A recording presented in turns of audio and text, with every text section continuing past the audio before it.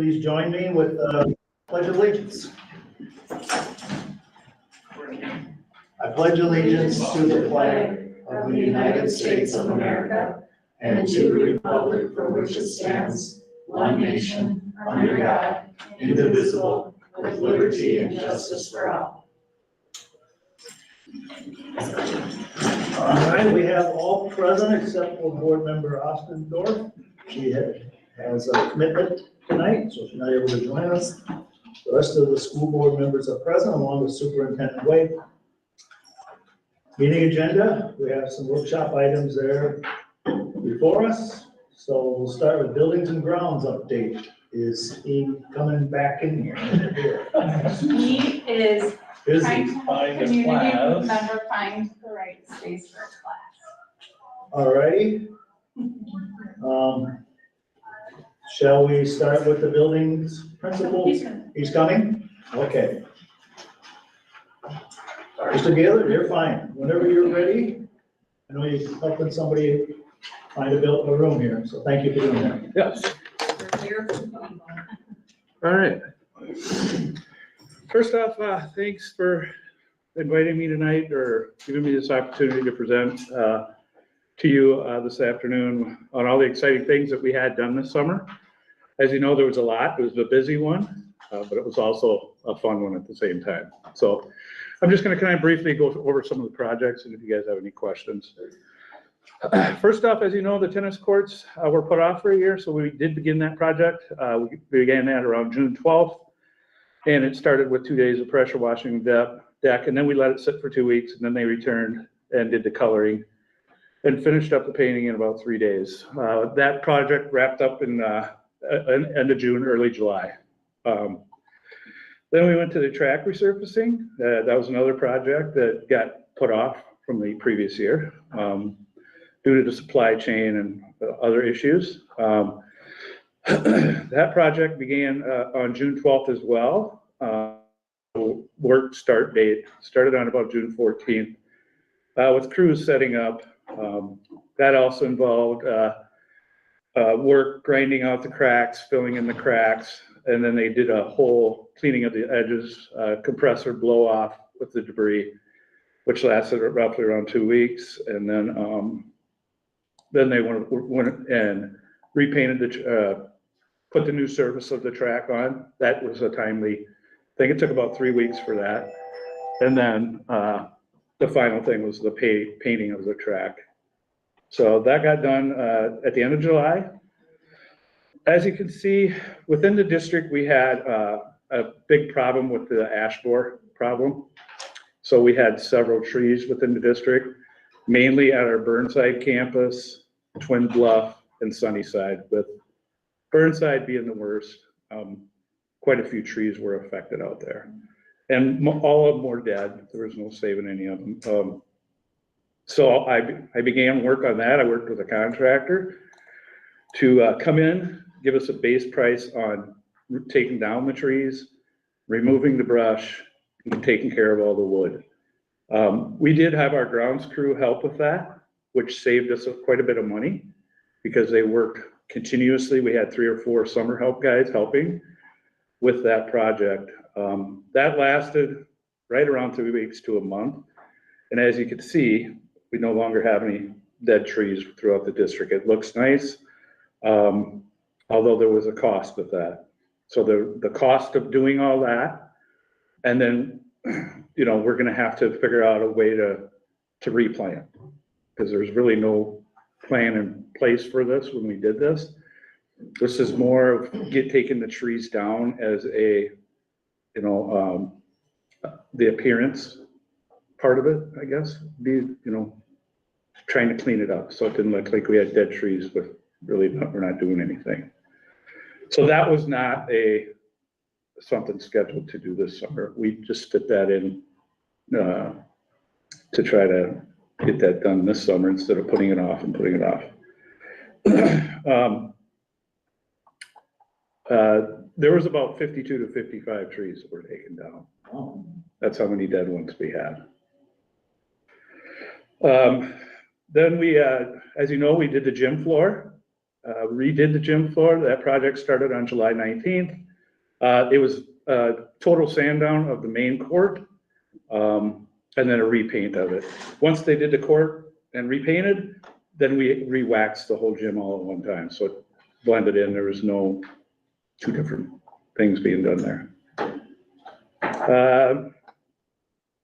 We finished that right around August 11th.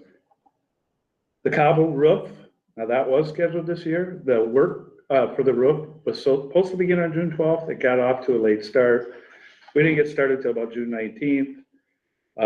That went well. We were trying to finish up that before the July 4th weekend so that we could get the contractor into the parking lot and start that project earlier. That did not happen.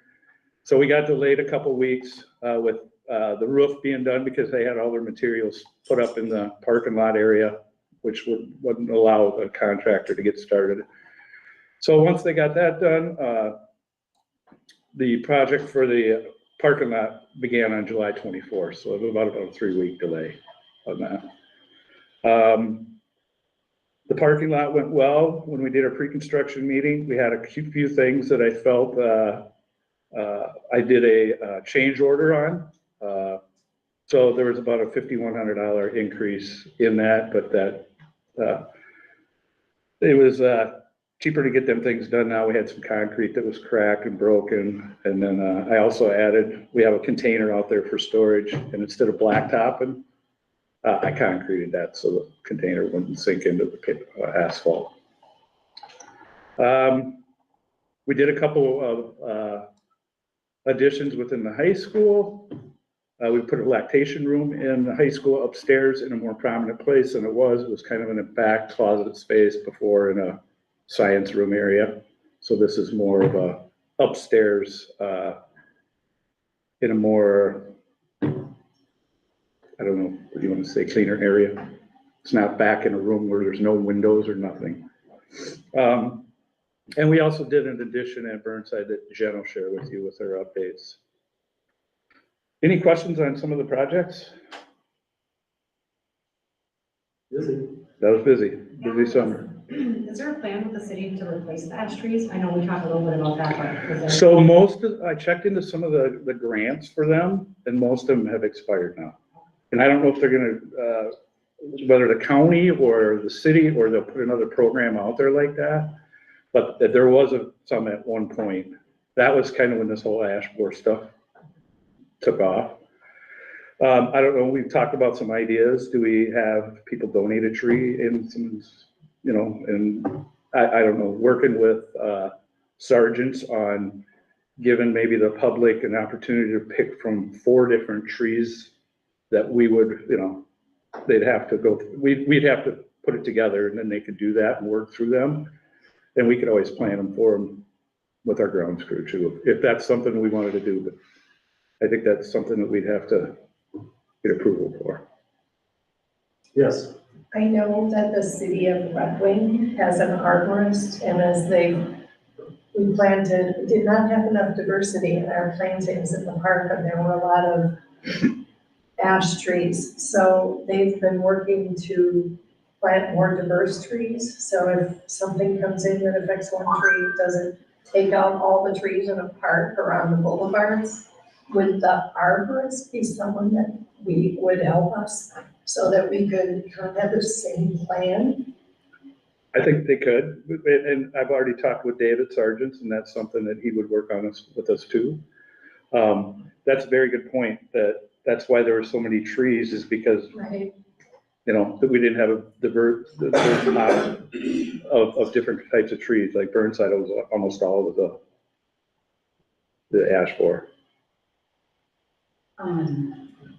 I just got done hosting the U of M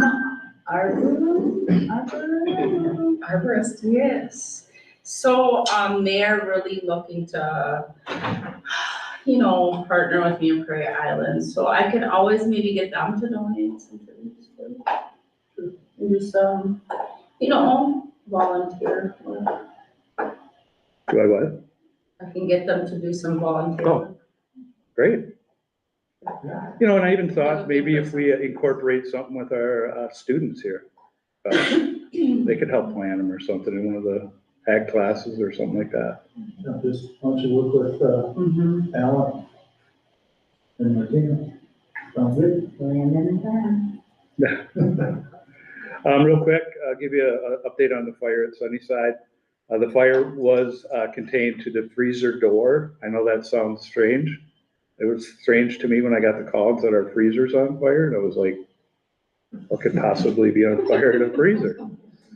And Mike Pagel was the one that gave me the call. Yeah, it was weird to see smoke coming out of it.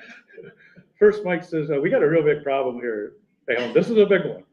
And he says, we got a fire in the door freezer. I said, well, call the fire department. I'll head that way. But, so what happened is there's heaters within the door frame, and them heaters, they short circuited and it didn't trip the breaker. So the metal got so hot that it actually started the seals, the plastic seals on fire, which then melted, creating smoke. So basically all they did to put it out was turn the breakers off, killed the power. But there was quite a bit of smoke in the building, had to be ventilated. The freezer filled up with smoke and the freezer was full of product. So we had the health inspector here and they told us we had to throw all the food away. So we threw all the food away. We had to throw a whole bunch of dried goods away. And we're right now working, me, Lisa, and Jess are working on to see how we want to proceed with that freezer. That freezer was as a 1989. So literally they can't get the door. That company's not even in business anymore. So whether we use this advantage to update the freezer, however we want to do that. So we're kind of working through that process right now. So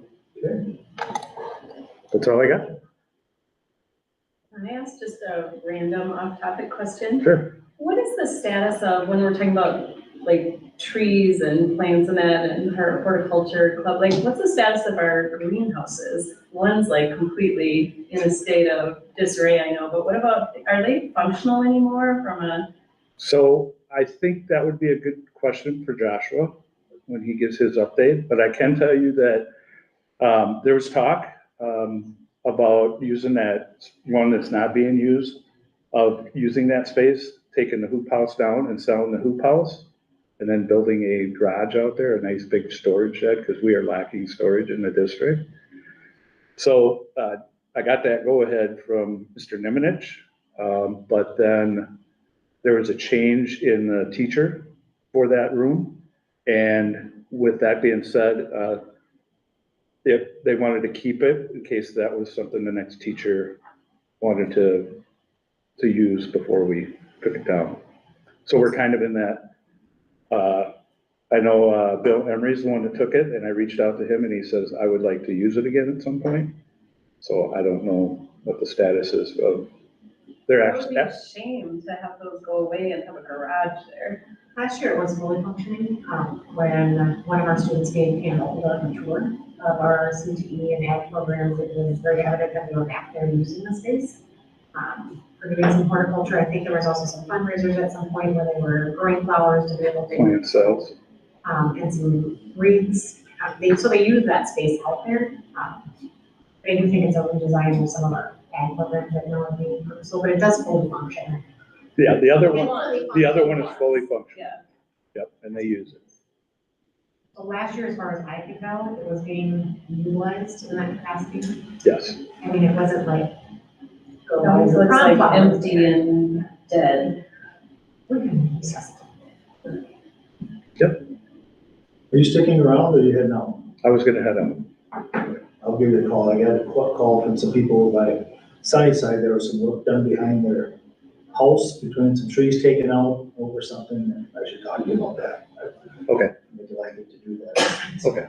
Yeah, I did talk to a few homeowners about a fence being built.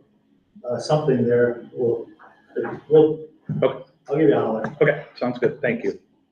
That's it. Yep, you're welcome. Thank you. Building principles update. Did you do rock, paper, scissors to see who goes first? Because I got a list right here. We'll go top to bottom then.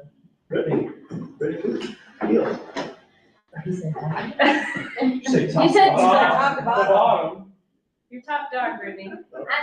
Top to bottom. I got Start to Brittany finish. first. Oh, I thought you were talking grade level president. My bad. I don't have the list of.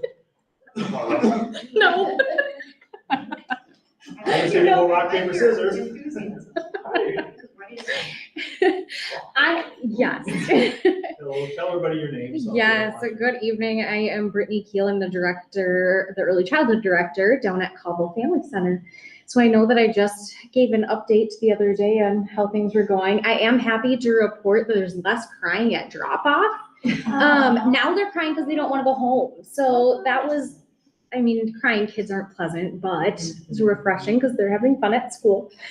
Our early childhood family ed program is full with wait lists. We do have some special events. We were talking about some fun things to add to the brochure for the spring.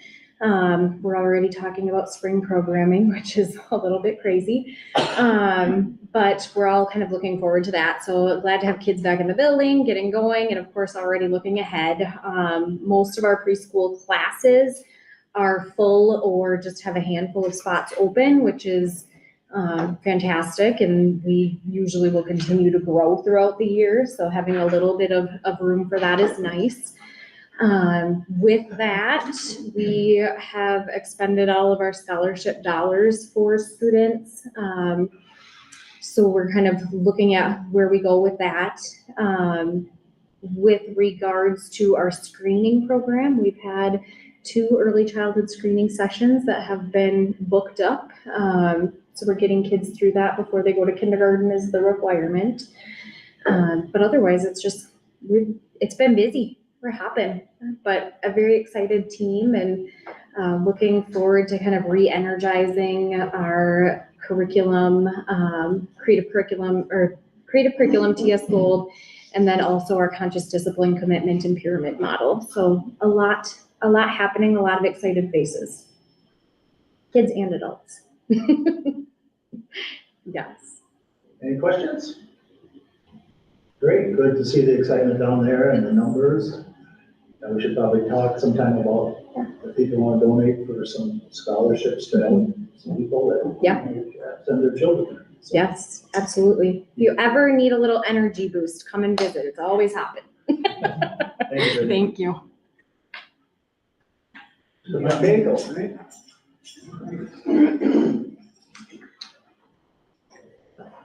All right, good evening all. Mike Pagel, Principal at Sunnyside. And I feel like I just saw you all.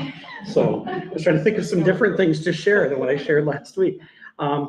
So to kind of echo Brittany, fewer tears at drop off. Actually, it's knock on wood. It's been a while since we've had any tears at drop off.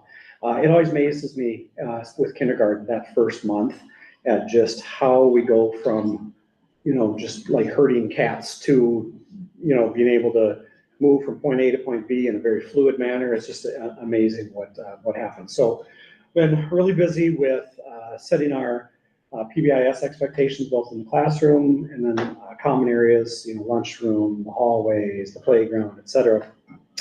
So we have spent quite a bit of time on that. We've had bus safety. We've got to get that taken care of right away. And now added this year by the Minnesota legislature, we also did pedestrian safety. So, the importance of looking both ways, the importance of standing back away from the road, all of those sorts of things. And then we are working right now with the Red Wing Fire Department to schedule our fire safety coming up here in October. So September and October end up being a lot of busy things going on. And side note to the importance of like the fire safety, we actually last year had a family who unfortunately had a pretty significant fire in their home within a matter of a few weeks after fire safety had happened. And the Sunnysider in the household knew exactly what to do and was telling mom and dad where they needed to go and their family meeting place. So that was kind of cool to hear that it had that impact. We've actually already had a kindergarten field trip, which is new. Generally, we don't do field trips in the fall. Most of those have happened. We had 2 classes, unfortunately, that were supposed to go last week. Was it Thursday? Was that the day we had the thunderstorms? Carpenter Nature Center canceled on us last second.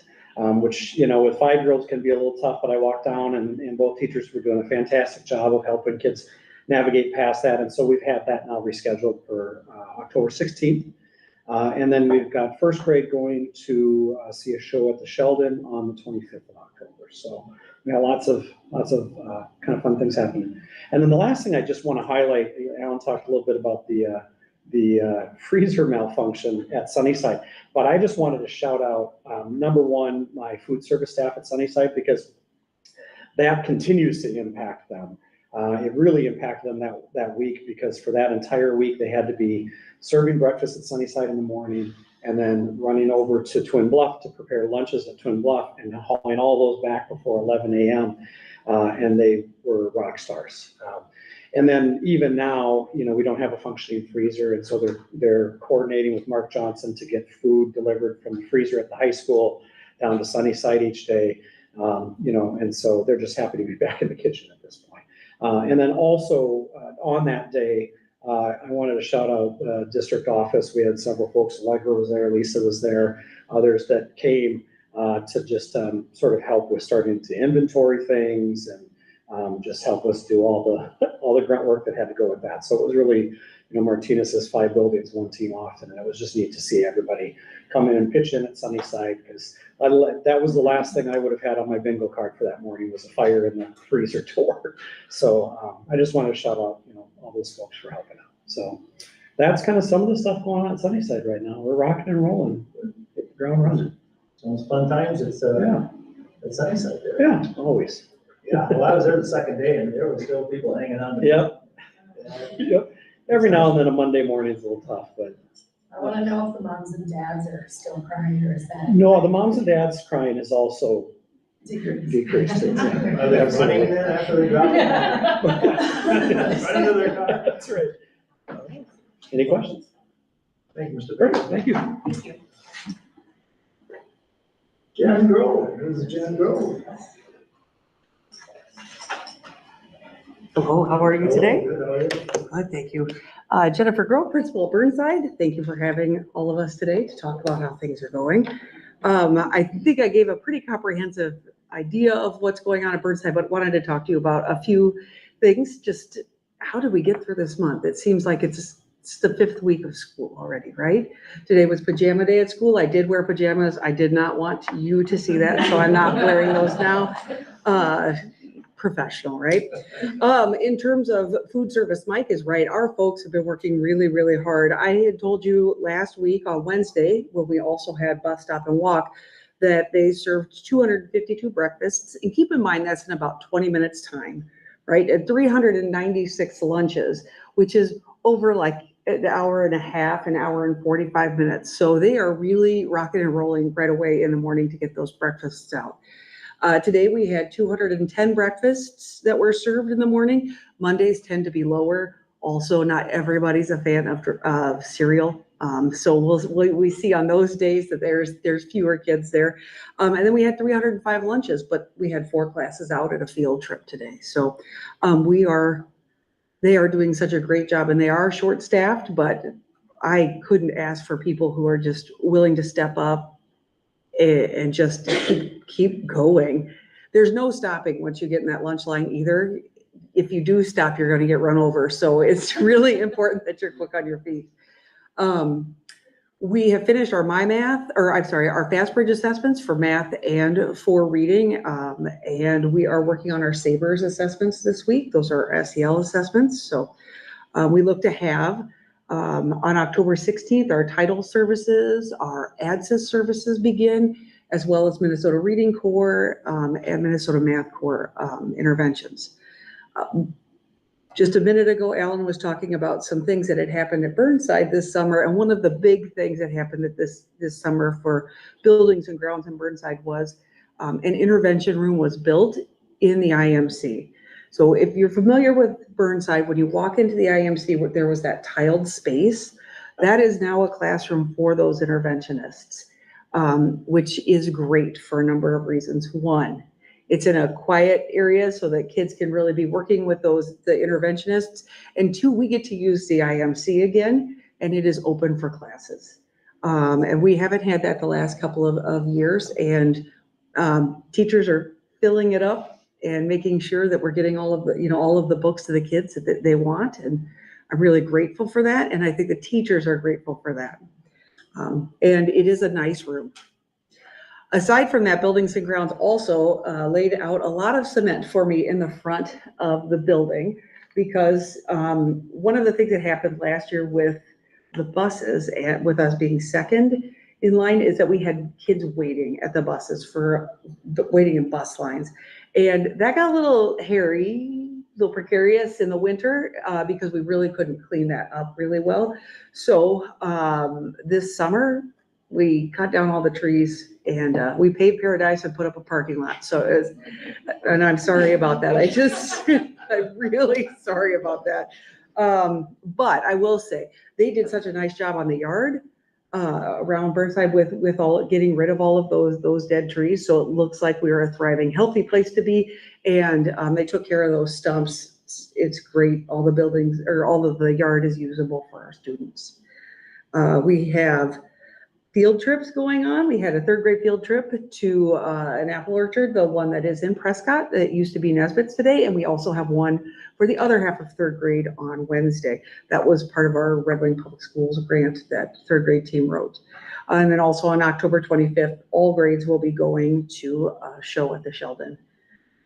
We are continuing to focus on making sure that our ELA and our English language arts and WIN times, our intervention times, are structured, and that we are using common language for math because we do want to bring up our number sense. We have Bridge to Practice on Wednesday for letters. Letters is our big push just to move to science of reading, to make sure that we're building the foundational skills that we have, but we're also going beyond that. Today at our faculty meeting, we did work on how to introduce vocabulary, those sorts of things. In varied ways, kinesthetic, moving around, all of those ways. Brenda, my instructional coach that Mike does not have, but I do. She went over those today. I just like to do that every once in a while. We also had our first Winger Pride winners, and our Golden Awards were awarded. So we have Bus Stop and Walk. All of us have Bus Stop and Walk until November 1st, so on Wednesdays. So. Any questions? Any questions? Well, yeah, that's a lot, 3-4 weeks here. I think we all feel that way. Thank you very much. Have a great day. And last but not least, Was it my turn now? yeah, Mr. Bierman.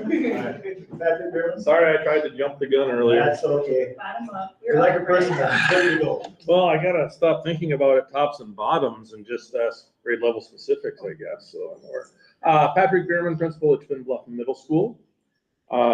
Mirroring what everybody else has said, it's been absolutely a busy start to the school year, but a wonderful start. Much like Jen said, we finished our Fast Bridge testing and we've got our groups identified. And just today we met and figured out the last of them. So we're looking at starting on Wednesday of this week with our math and reading groups, which is much earlier than last year, like 2.5 weeks earlier, which is a great thing. I want to also give a shout out to my food service team, because when we adopted Sunnyside there for 1.5 weeks, then we split the kitchen space, and there is something to be said for too many cooks in the kitchen, but they worked well together and we were able to support the students and get everything done that needed to be done. So shout out to both teams on that one. The Bus Stop and Walk went off without a hitch, except that some of our students really do enjoy the walk portion and added an extra lap, which then made them about another 4 minutes late. So we have to make sure that we do it appropriately and we address that. But I'm excited because there was a lot less of, getting off the bus at the far end by the track and then we walk a lap and come up. And there was far less of, oh no, I got to do this. It was more like, it's a beautiful day, let's do this. And we were, I'll admit, 11 minutes behind finishing breakfast that day, but our numbers are up for breakfast, so I'm not going to complain too loudly about that. So we took care of that. One really interesting thing about Twin Bluff is there are people there from 6:30 in the morning until 9 o'clock at night. Pretty much every day there's something going on. And we've got the middle school football team, soccer, volleyball, swim and dive is there. And now this week we added the mathletes coming in and made arrangements today. There was a situation where things didn't quite work out, so we did a remote competition in one of my rooms at the end of the day because there was a busing snafu. So whoops, but we still made it work, which is what we do. I went through and asked staff and students about this year versus last year. I started off with Mrs. Selesky, my assistant principal, and I asked her, I said, so tell me in a word or a sentence, how you would describe the beginning of this year. And numerous times when I asked that to both staff and students, there was a quiet pause. And I'm going, oh boy, where is this going to go, right? All of them were like, it's just different. And I got to thinking, why is that? I truly believe it's because I have a year of experience under my belt. I knew what to come into. We, as a leadership team within the building, knew better questions to ask and make plans. We communicated more effectively between the buildings, thanks to Martina and the crew, because 5 buildings, 1 team. So when my up and rising 5th graders showed up, we already knew where they had finished last year. And the teachers had their lists and knew where they could start addressing things immediately versus being reactive. We were much more proactive, which is an awesome thing. And I had to laugh because students said, Mr. Bierman, it's the same expectations. Okay, I'm okay with that. It feels good. And then they were most excited and asking questions about the middle school dance, which is on Friday the 13th. I'm not sure why we scheduled it that way, but I just look at it as kind of normal for a middle school setting. And then with the teachers, more normal, smooth were the top 2 answers, communications better. And then I had a first-year special ed teacher that without even taking a moment's hesitation went, wow, just wow. And I said, okay, tell me more. Wow, good, or wow, oh my goodness. And it was a mixture of both, but felt supported, so I'm thankful for that. And we're never perfect, but we continue to strive to be better each and every day. So that's about all I've got to share at this point. We had a long discussion for those of you online on Thursday about other things, but any questions for me? Any questions? All right, thank you for allowing me the time. And I'll just say, as a school board member, I just feel a different vibe coming from the leadership team here with Martina, Allegra, Lisa, you guys, all that. I feel there's a change. I feel there's, and it's all good. And it's just the positive thinking, everybody working together and sharing and looking out and doing this and that. And I think it's wonderful. I really do. And thank you all for. And one last thing, just because it's not the first week of school anymore, you're still welcome to come in and be part of the school, because we would love to have you. And it's good for everybody to be feet on the ground and get the experience of what's going on in our buildings each and every day. If you haven't been to the lunchroom at the middle school, I would advise you to go there. You still have the Golden Tray Award, except I added some purple to it this year and glitter. and glitter. So it's always interesting to go to the middle school lunch program. All right, thank you all. Thank you. Any more questions for any of them while they're here? And I know they've had a busy day, a busy month, and they want to skedaddle unless Martina's come, they gotta stay. They spent so much time with me, they're like, They want more? I don't know. Lisa, come on up forward. Bruce Ryder, Director of Finance and Operations, is gonna give us some. Can I just ask a quick question before Lisa? How are they doing their subs, like in the buildings? We just don't talk. I was gonna say, that's like the crazy Uncle Eddie at Christmas. I just wondered, as a district, like that newsletter that comes out that Ann does on the internet, if there would be a better opportunity to really advertise to people, not just parents, but in the community, because you don't need a lot of fancy credentials to necessarily come in and be a building sub. And I think there are people that would fill that role really nicely, but I don't feel like we're marketing to them as well as we could, but I think there's opportunity for that. We're working on that. Okay. Okay. You guys don't know about all the fantastic things coming, but they know. It's sad, we just had this conversation over the weekend with some friends. Everybody's looking for workers, you know, it's just, I mean, so yeah, any more we can do to get the word out there, that we could use more help from volunteers in the community or subs. Just to be clear, you do need some credentials. Not needed. I'm a great background check. sorry. Well, you know, I was thinking too, like, I'm you know, tired, it may not even necessarily be a full day, like, there's opportunities Right. for people, just if they could learn about it. I'm gonna give you that benefit. Okay, so, thank you. That's a good Good one. Sorry, Lisa. Good afternoon, Lisa. Good evening. So I believe that there is a PowerPoint that Lisa will be bringing up for us. Introduce Just- yourself too, for the people out Thank there you. watching. So Lisa Ryder, Director of Finance and Operations. Tonight we wanted to get some information from you with regard to what you're wanting to hear when we bring our transportation team in on the October 16th date. But I also wanted to share out some information about what does our transportation team look like and what does that mean for parents and how can they best get their information that they're looking for. So the slides that we have, you see them? It's on Yes. here, yes. Okay. All right, so as we get into this, it's just a few slides. We'll go to the next slide. And so our team is made up of two subsets, right?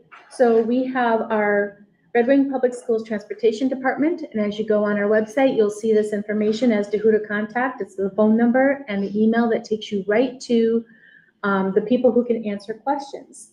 These folks are not housed here. They are instead at a contractor, CISO, Transportation.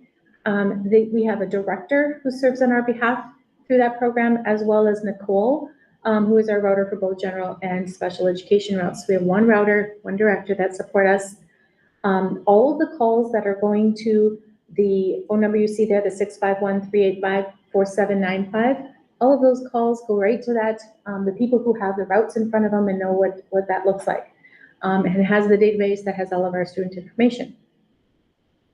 As well, emails will go there as for them to work through and answer. Always at the start of the school year, you're going to have questions about bus stops or various different things about the routes. And so those things sometimes do take a little bit of time to get some research and an answer back to people. So that's another avenue in which people can reach out. I have another slide next that's going to tell you who you call for what. So hang tight on that one. The other side of our team is for student transit. And these are the folks that are located on Bench Street at the First Student Garage. We currently have an interim location manager, which is Jared Reed, and Raven is our dispatcher. And Raven is working hard on anytime the buses are out or going out, she's the one that they call if they need something or if there's questions or issues or problems or whatever might be happening. So just knowing that that's the case, it's the buses that have the GPS on them, okay? So if a parent, let's go to the next slide, if you would, Lisa. If a parent has questions, who do they call? What's the most appropriate so that they can get the right answer the quickest, right? So because the GPS is on the buses, on the right-hand side of the screen, that's where the First View app is connected to. And so if there's questions about late buses or if a missing child, that can occur at times, right? So when any of those things come up and it's like more immediate and they need to know where the bus is or what's wrong with it or the route, the lateness of it or whatever the case might be, this is the number you can call and that would take you straight to First Student Transit and they know kind of what's going on there exactly. And particularly, I've had this happen in my past experience, the fact that it's usually at the end of the day, right? When students are supposed to be coming home at a certain time and they don't show up necessarily, right? So where are they? And I've spoken with so many panicked parents about that. And the fact of the matter is oftentimes it's, they didn't tell family where they were headed and went and visited a friend, most often. But whenever that happens, the first thing we're doing is checking the buses. So calling First Student will get them, the buses are right there. That's where they're gonna search those buses and make sure that those are all addressed. So sorry. No worries. And so as that, if that's the question, then that's who you want to call for student, because that's most direct to the bus drivers, the bus routes, or the buses themselves. And if there's something missing, student lost their backpack, whatever the case might be, that's where they can check that out. Now, if they have questions instead about a bus stop or a bus concern or a change to a bus, any of that information, change of address, whatever the case might be, then you want to be talking with our routers. And so our Red Wing Public School transportation information that's on the website, these phone numbers, this email, this is where you want to go right to them, and they will address those issues and concerns. So that is kind of like what our team looks like. I would like to share or find out from each of you. If you go to the next slide, Lisa. The questions and topics that we would like to be prepared for in coming to you on the 16th to answer those questions and concerns or explore topics. So at this point, I'd like to see what it is that you might have in mind for that purpose, as well as any other questions you might have. Rachel? This, I didn't even raise my Rachel hand. Feller? Rachel and I are having a contest to see who can ask the most This Feller, questions. this Yarstead next. One of the frustrations, I think, has been with the transportation team, how timely they return a call or an email.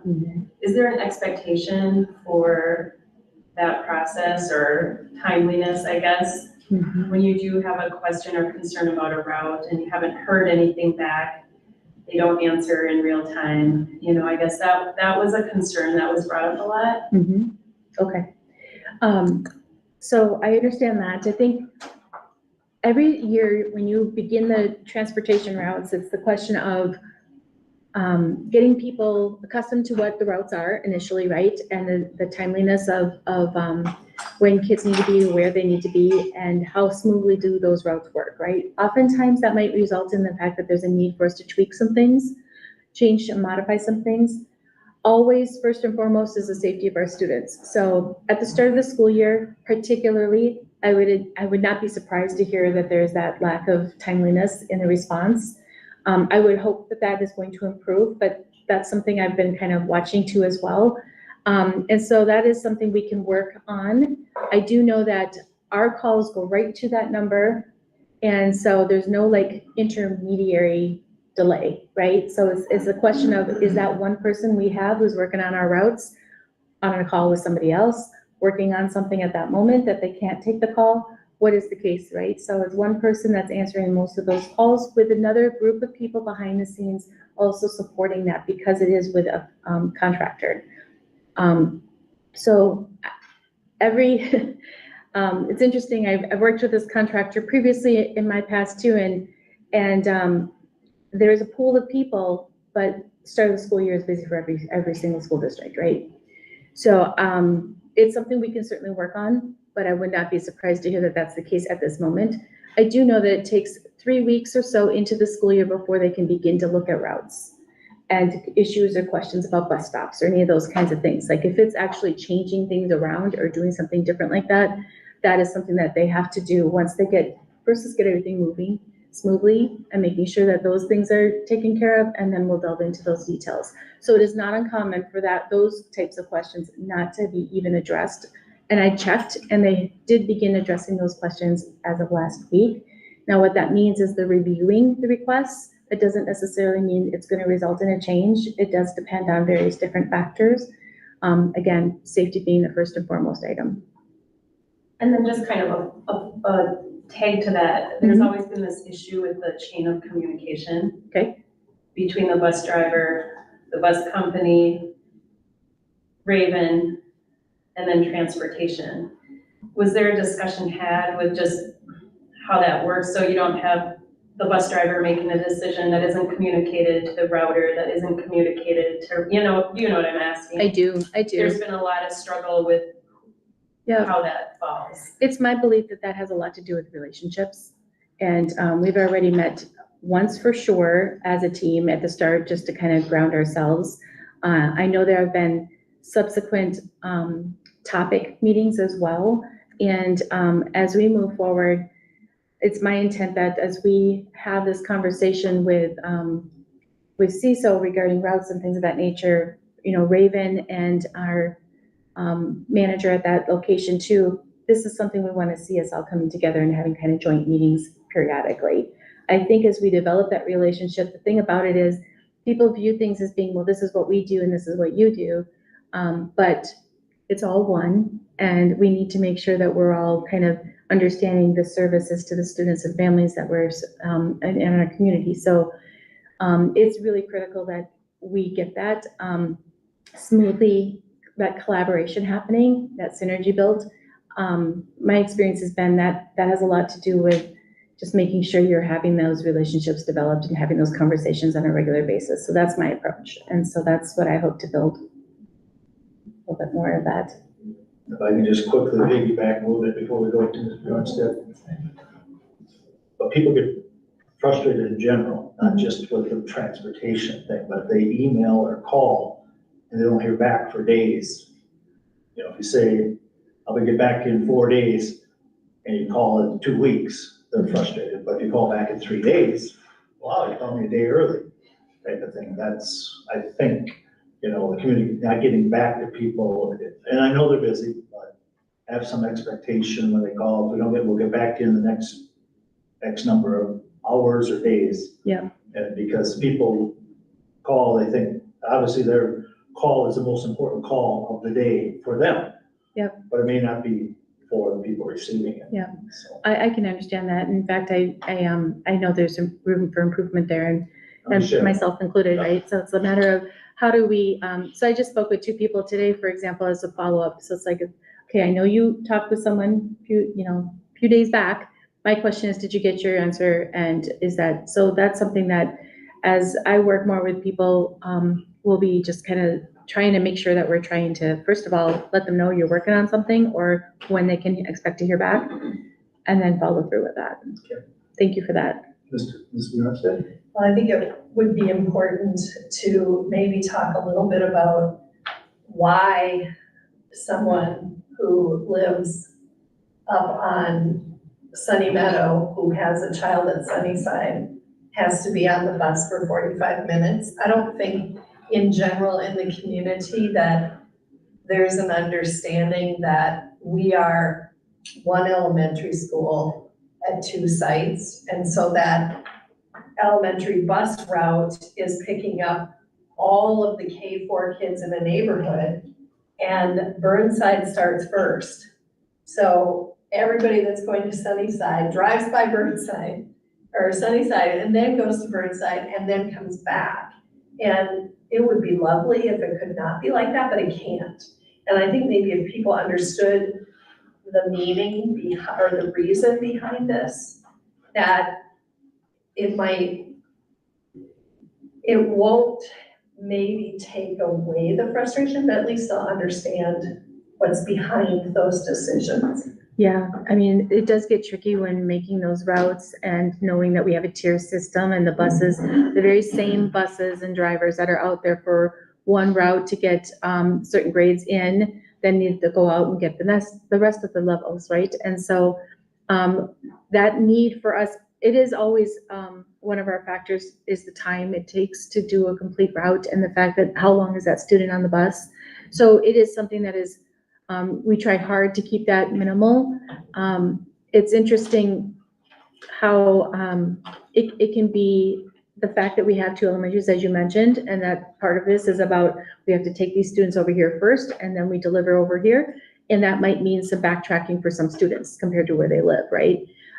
There's that issue. There's also things like just, the streets and the right turns, the intersections, left turns, you avoid those as much as possible when you're routing. So there's just those things that occur, and something that always as a parent might look like, well, this is really simple, just do this.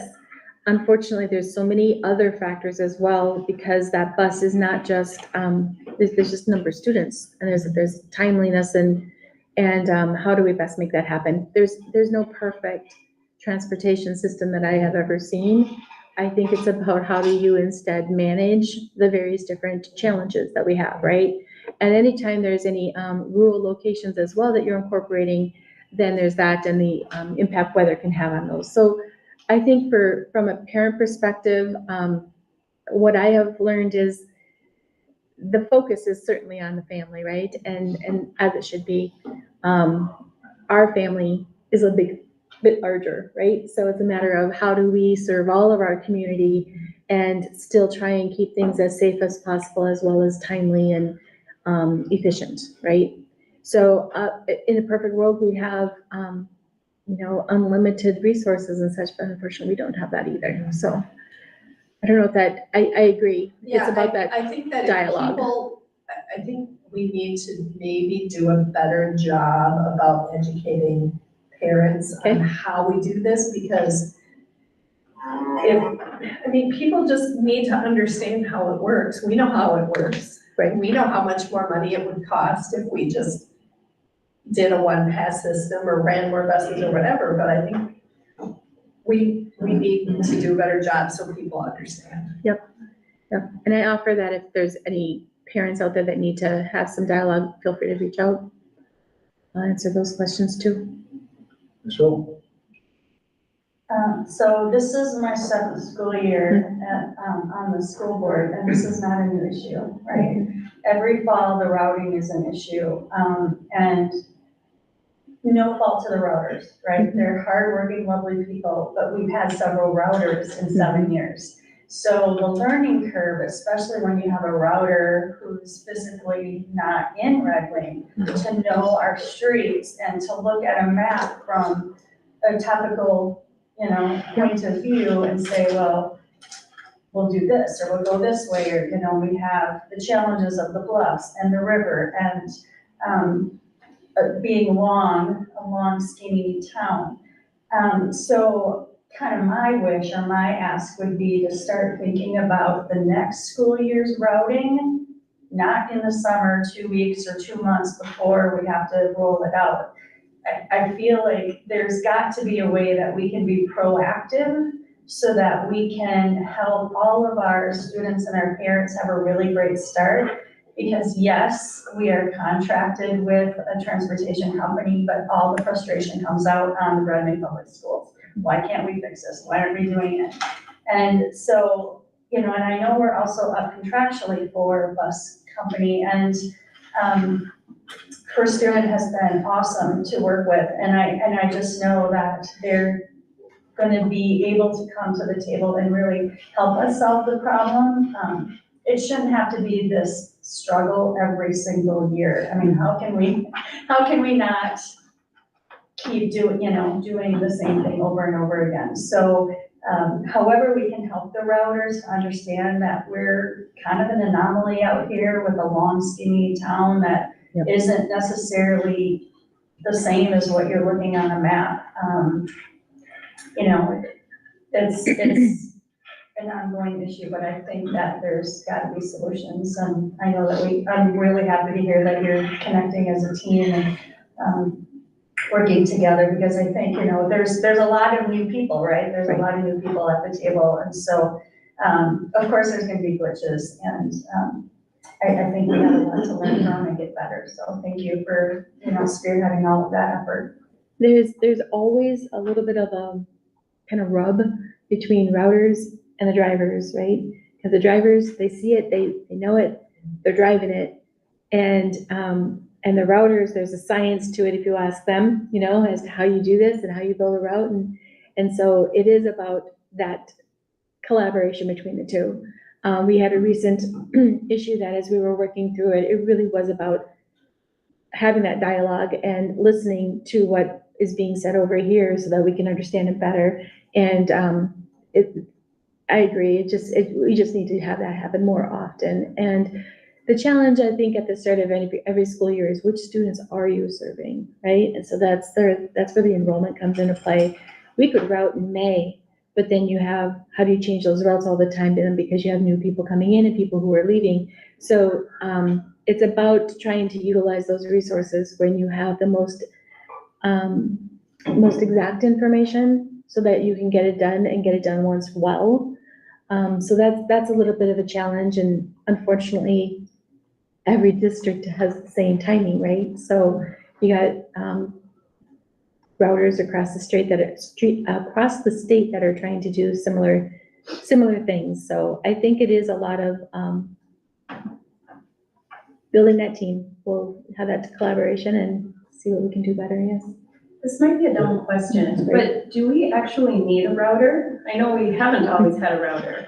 Is that a position that we need? So I've worked in circumstances where the transportation company does the routing, and that can work. You do find when and if you are dealing with budget concerns that that's a little bit more challenging because you have different perceptions as to what it is that you're trying to accomplish. And if the router is the same as the one serving you and that's the only one billing you, where's the double check? So there's that to consider. I've also seen where I've had it in-house, right? The routers were in-house. But when I had some personnel issues I had 2 at the time, and the result was I ended up with none because one wasn't able to do the work and the other then couldn't take all the stress of it, right? So it's about how do you do something as important as routing and be able to respond to those things, yet have the support behind them as well. And so, to be honest, a lot of what I see here and how it's functioning, we have that support. Like the other day when I needed to reach somebody, as we had an emergency going on, that call didn't go through necessarily, but I called another number and was able to then reach a router who does another district completely, but is the backup for us, So it was a matter of that backup did exist and was there for us as we needed to, but they're not taking the general calls, they're taking those emergency type calls, right? So that is an important factor to have. If you don't have a router, you need to make sure then that you have the trust and the ability to rely upon and not have any concerns with the transportation company doing that. Sometimes they don't do that because they don't have the proper staff to make that happen. I think there's just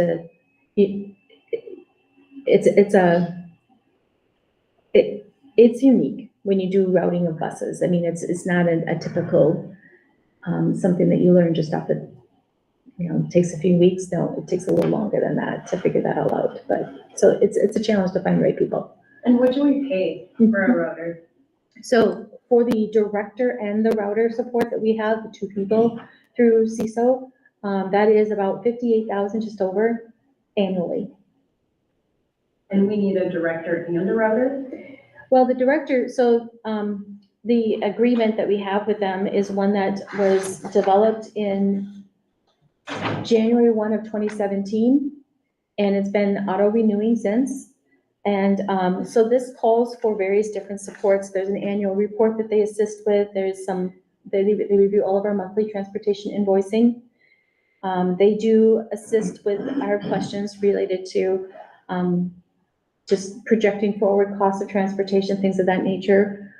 As we make a decision about what we're going to do with our transportation contract, they have in the past, as I understood it today, they've been the ones at the table doing a lot of that direct negotiation, which is what has been the method in the past.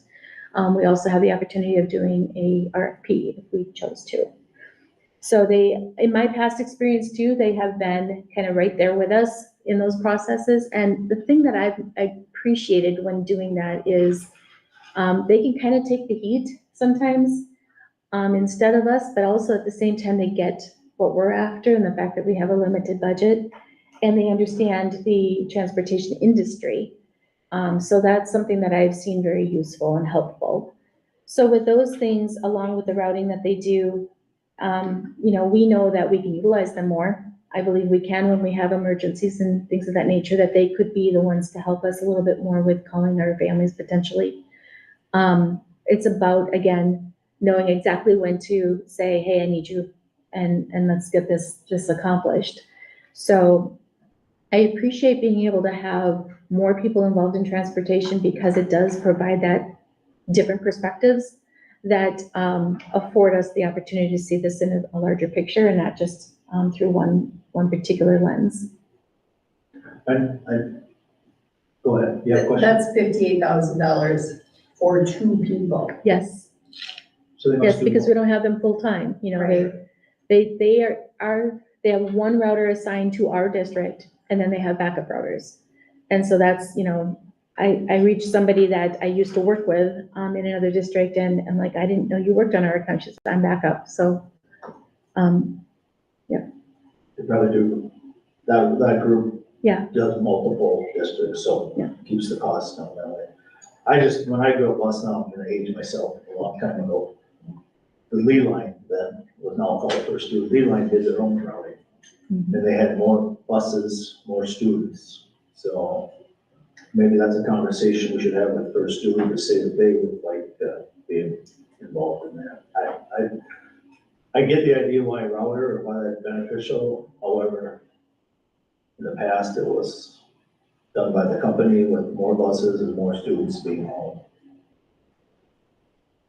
So, I think one thing to add to the space that maybe the general public isn't aware of, but Creekstone Montessori also taps into our bus line. So we are working with trying to also match the services within our school day, which does compound. We have very open communication right now with Creekstone. It is a conversation to put into the space as if they continue to grow larger, it's going to get more complicated to add on to our bus line. So that might not be a public knowledge piece to understand that they are really crunching their time to fit our bus schedule, but we are aware of the fact that if they continue to grow, that might not be feasible. And so possibly they would have to get their own buses. So we are having conversations with them quite frequently as well. And then also just building that communication, that partnership, because Creekstone students show up at Burnside in the morning, they wait, bus 86 comes, they transfer to Sunnyside or Twin Bluff or to different places, and we have this year the expectation is that they provide staff. Because I can't expect our building principals, our teachers, and our support coordinators to know every single student that comes on. If there's an emergency, making sure they have the right information. So that's been kind of this year alone, something very different because I don't think the general public realizes we're doing them. So trying to work with the charter locally as well within the constraints of what we already have for buses. So good point. Does St. John's use our busing as well? they have their own, Okay. so they outsource for their own. Okay. All right, anything else for Lisa? Thank you very much. We'll look forward to a discussion again on the 16th of October. Thank you. Thank you.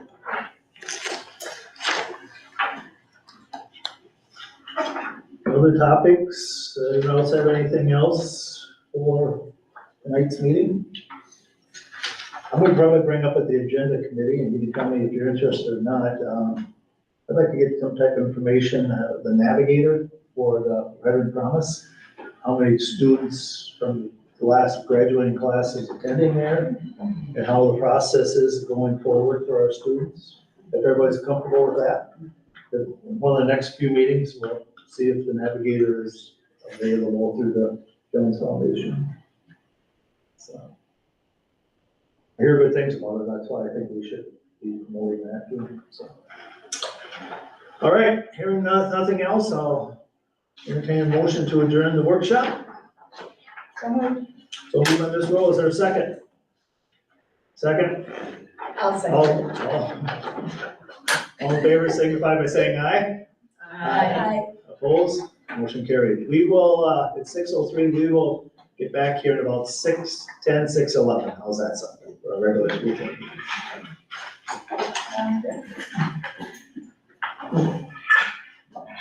Good job.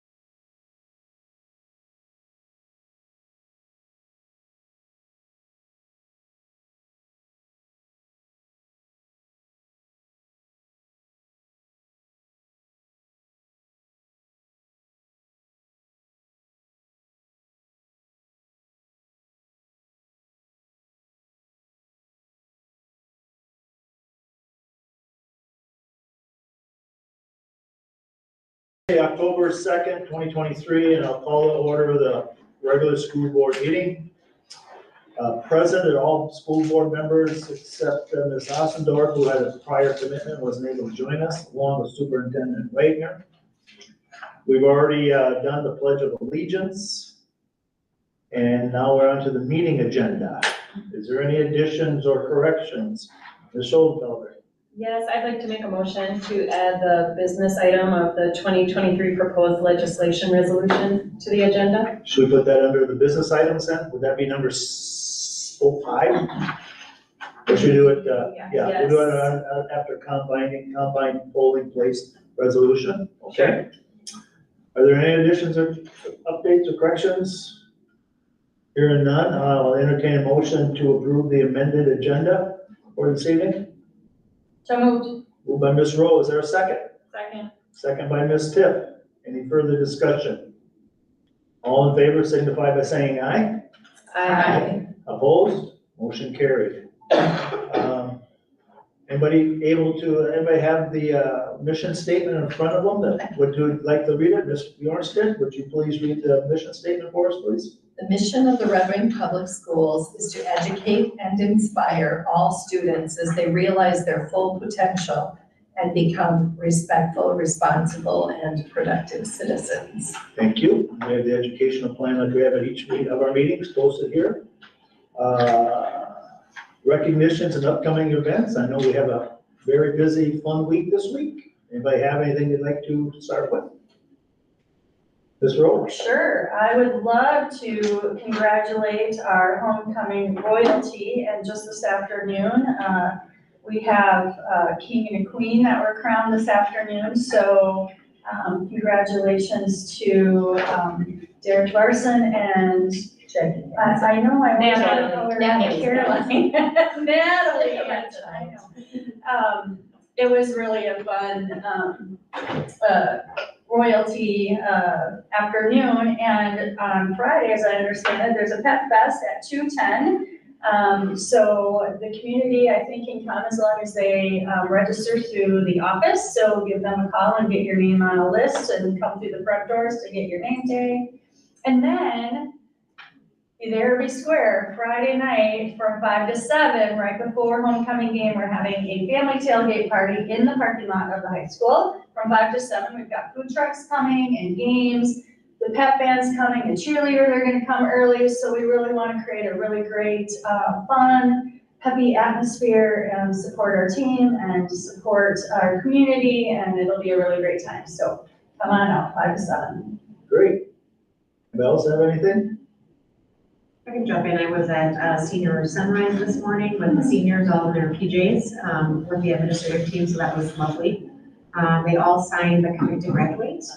We got a picture out there. We got mini donuts and a little care package that was put together by, I think, Nikki Larson as part of, I don't know all of them, so if I forget a name, it's not intentional, but it was very well attended. I figured out how to get into the stadium with my key.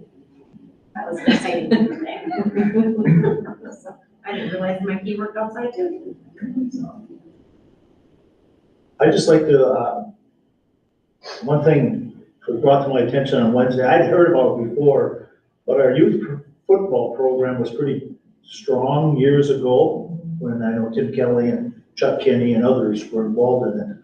And times change, people get off, and the numbers kind of redound. But last year, a group of Redmond graduates and parents and the football coach started a group to get together on Saturdays. I think it's K through 6. Got together, played football, just went through some drills and different things and throwing the ball and running it and just having fun. The person that told me this, that there were nearly 200 kids the other day, over 200 kids on Saturday at the high school here. Flag football type thing, getting it going. Kids having fun, little kids are throwing these passes. It's just unbelievable. It's got this parent that told me this. And I just want to give a little shout out to some of them. So if you're out there looking and wondering what's going on up there, who do I contact? The head football coach, Mr. Stinson, is it? He's there helping. The other is Redmond graduates are Nate Anderson, Kevin Reister, Andrew Bergeson, Ryan Reister, and I know there's more. I know Dan Anderson's helped, Chris Hager. And I apologize if I have the other names, but if you want to have your son or daughter come and play some football and do that, come up there Saturday morning. I don't have the time. I wish I did. I would guess 8, 9, something like that. But some of those, if you get hold of me, I have some phone numbers they could call. I call one of the board members. Interesting, on top of that, I was yesterday at a school up in the cities and on their field, watching a 3rd grader play football, which is kind of fun. They go all their flag, but there was so much activity around there. And it was all centered around because of the school. Soccer, you had football going on, you had other things, kids running around. So I'm just very happy that on Saturday, the kids are up here using the school, using the field, getting used to it. So, and on top of that, I heard there was 34 or 35 people out for 7th grade football this year. I think last year they had a handful, so kudos to those that are helped start that, get going, and go have some fun with your friends. So, anybody else have anything else? Yes. I do. I just want to remind everyone that on Monday, October 9th, coming up here is Indigenous People Achievement Day. And there will be a Wopida starting at 4 o'clock from 4 to 6 at the mural. So we give the mural to the Dakota people. And then following that at 6 o'clock, there is a community meal in the footroom of the public library. And our NASA students are playing a big part in the programming for that. So 4 o'clock at the mural. That's Do open to people have everybody. to RSVP for that? I No? don't think so. We're throwing it to the universe. So there may be a quorum of board members there, just so everybody knows out in the public. Is there just for the mural and the presentation and all that, so if you can make it, great, us and the public, general public, so. It's that beautiful mural as you come off the High Bridge, I mentioned last week, so. Anybody else have anything else? I think I'd just like to thank Dr. Wagner for putting together, we had gone through restorative practices training as a board last Thursday, which was really, I think, helpful and inspiring and exciting to think about some different practices that we could maybe bring back to Redmond Public Schools. And then following that, we had a time as a board to get together with the district leaders to hear about their goals and their vision for school, for their buildings this next coming year.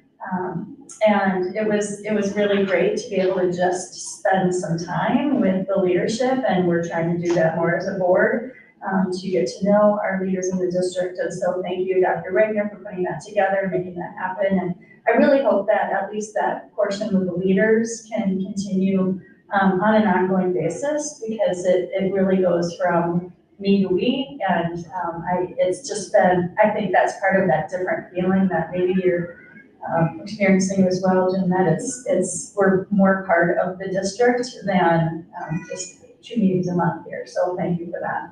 Well said. Anyone else have anything?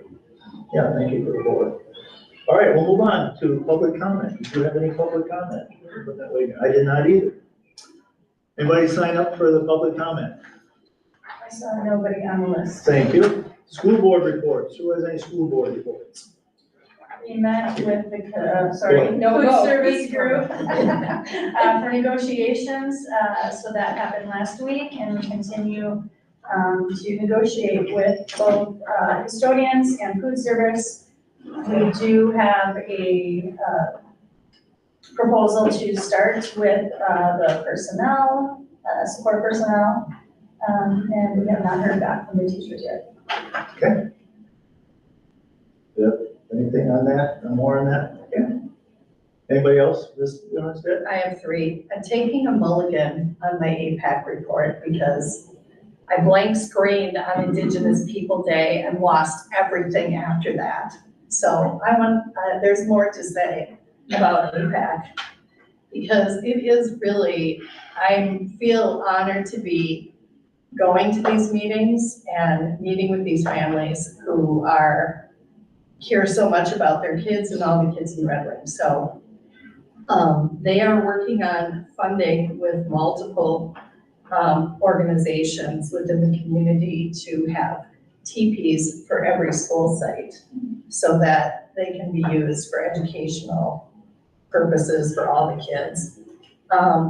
Our NASA group of students, the Native American Student Association, came in, Phil White said, really excited, ready to go.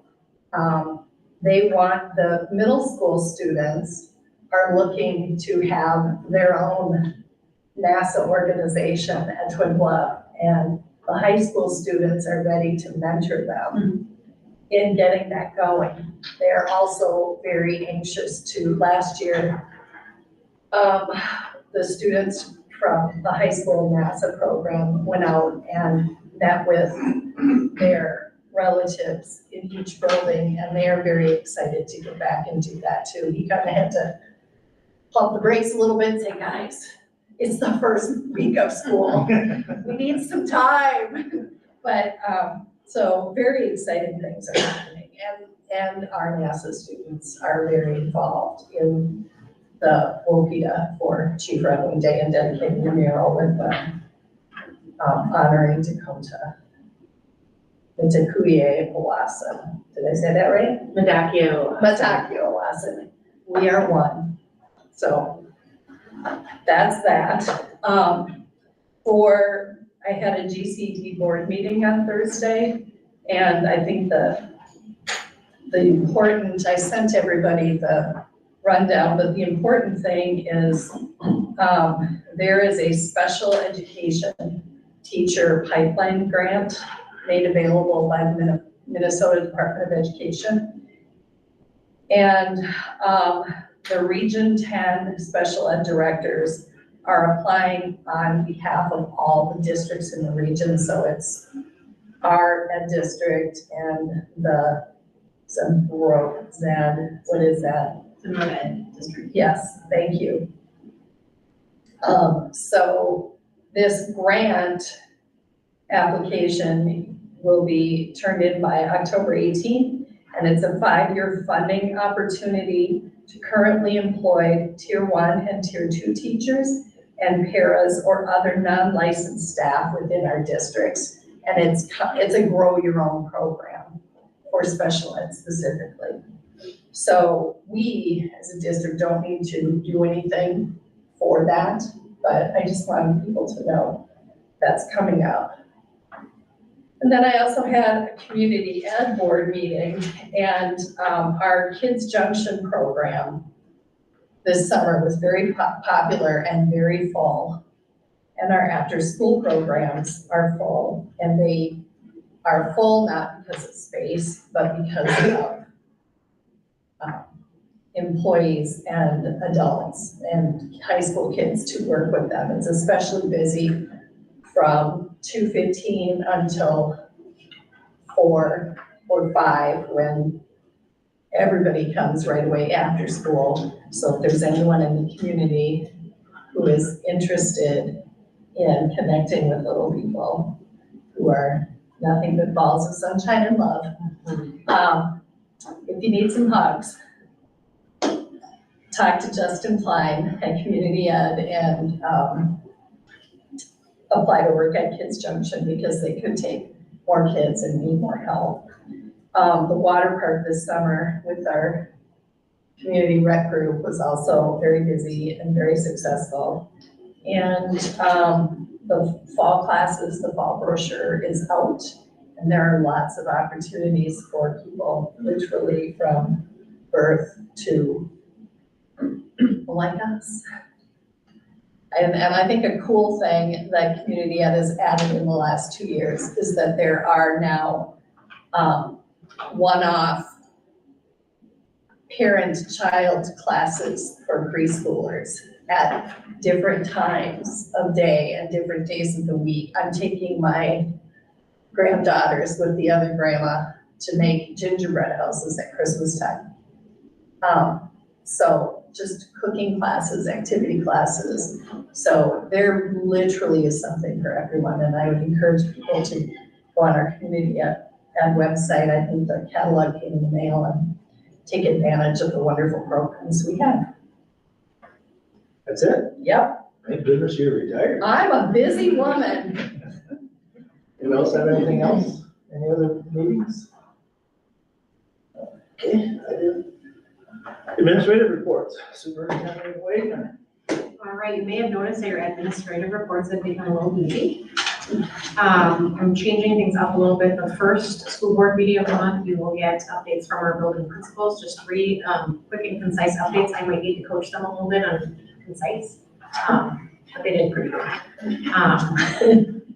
The second superintendent meeting will be program and department updates. And so what we're doing is about a week in advance, we're just collecting what are some updates, just to give you a little bit more detail. I can't be everywhere, so I can't even do justice of what our building principals and programs are able to do, so you'll be able to read through that. I'm not gonna read through all of them. Actually, principals did a nice job of actually showcasing their vision cards and their wishes and where they're at the school year already on Thursday. So you have got a hefty dose of our principals in the less than a week. And they graciously joined us this afternoon as well. So a couple of things, Wagner Wednesday, last week was at Bay Point Park. I could not be there at a family emergency. However, my teaching and learning team, my director of teaching and learning, assistant soup, was already slated to be talking about academic achievement, and the teaching and learning team, we had 26 people show up. We were prepared with a handout of what are all the departments within teaching and learning. I think Allegra, Emily, Mick, and kind of cultivated some conversations with our community members to share out what is something you'd like to know. I've got several emails and phone calls about that specific Wagner Wednesday, so we're really pleased with that. So a shout out to my team for doing that. The next Wagner Wednesday is October 25th at Peck in the Woods in the community room. We are offering translation services, so we were able to utilize Jamie to be with us, and so we're just trying to open up the scope and sequence of accessibility to our community members so they can have voices and be heard. I am working with Prairie Island Indian Community for our Wagner Wednesday in November. No date has been set yet, but I'm working with Phil White and Tori Campbell on that. So we're just progressively trying to get out through the community, different times of day. We have different people that are able to join us. We are trying to kind of look at some of the themes that consistently are brought up and bring the themes so that we just don't go rogue on conversation, but rather really be purposeful about getting the information that has come to the surface quite frequently with different groups. So those are going very well. We'll continue to do those monthly throughout the year. Pam talked a little bit about our restorative practices session that we had Thursday, with Stephanie Autumn from Peacekeepers Minnesota. It was a great 3 hours of learning leaders. So as a board, understanding the restorative practices. We did last year on MLK Day have leadership training with Stephanie as well. So these are practices that we want to be able to bring into the district, work with our students, do restoration, work with staff to staff as well. So it's not just limited to our students, but recognizing how to optimize restorative practices within our school district as well. Stephanie is more than willing to come back. She always does a nice debriefing with me. Was very impressed with our board. So 10 points. She said she felt like everybody was engaged and that there were good questions and vulnerability in the space too. So thank you for providing that for us. Today we did have executive cabinet meetings. So I have a couple of extra pieces here. We did talk at length about snow emergencies, e-learning. So all those procedures are being kind of cleaned up just a bit. With all of our negotiations coming, some of the language for each of our groups is going to be tightened up, so it's a little more, there's more clarity in what happens when you have a snow day versus an e-learning day versus a critical closure day. So we're being very thoughtful and methodical about that. The one thing to know about e-learning procedures and snow emergencies is it's not limited to just snow days. So there have been school districts recently who've had to go to e-learning days for other incidents that have happened. And so the cabinet is really being thoughtful about what do we do in the event of something that wouldn't work, that we want kids to do e-learning. So we're having that conversation. District Advisory Committee will be starting up in October, so I don't know who my board reps are for that. We did send out, Jennifer, did you return? You're returning? So we have 25 returning members for a year 2 of their membership, and then we also opened it up to the general public. I did also ask some of our support personnel and teachers to just take a peek at joining, so we have representation from all the cohort groups. So we've had inundation of applications, so Allegra and TNL team and I will actually be vetting those this week to let people know what their either their acceptance or denial. And it's not that you're denied because we don't want you, it's just because we're trying to have equal numbers of groups, and those groups include students, parents, community members, district staff and leaders, who else did I miss? Community members, parents, students, district staff and leaders. There's a 5th one, a missing one. But we're trying to just get good representation. There's lots of work to do with District Advisory Committee. They will be, unbeknownst to them, part of a World Cafe 2 times this year.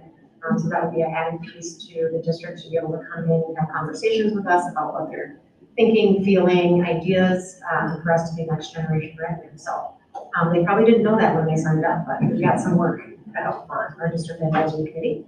And then last but not least, to your point, Rachel, today at Executive Cabinet, we are going to move forward with the legislative proposal that allows us to grow our own subs. And with that, the legislation has said anybody with a 2-year associate's degree can actually join our training program internally, which will be conducted by the teaching and learning team to be vetted, background checked to actually be applying to Health for a shortfall sub license.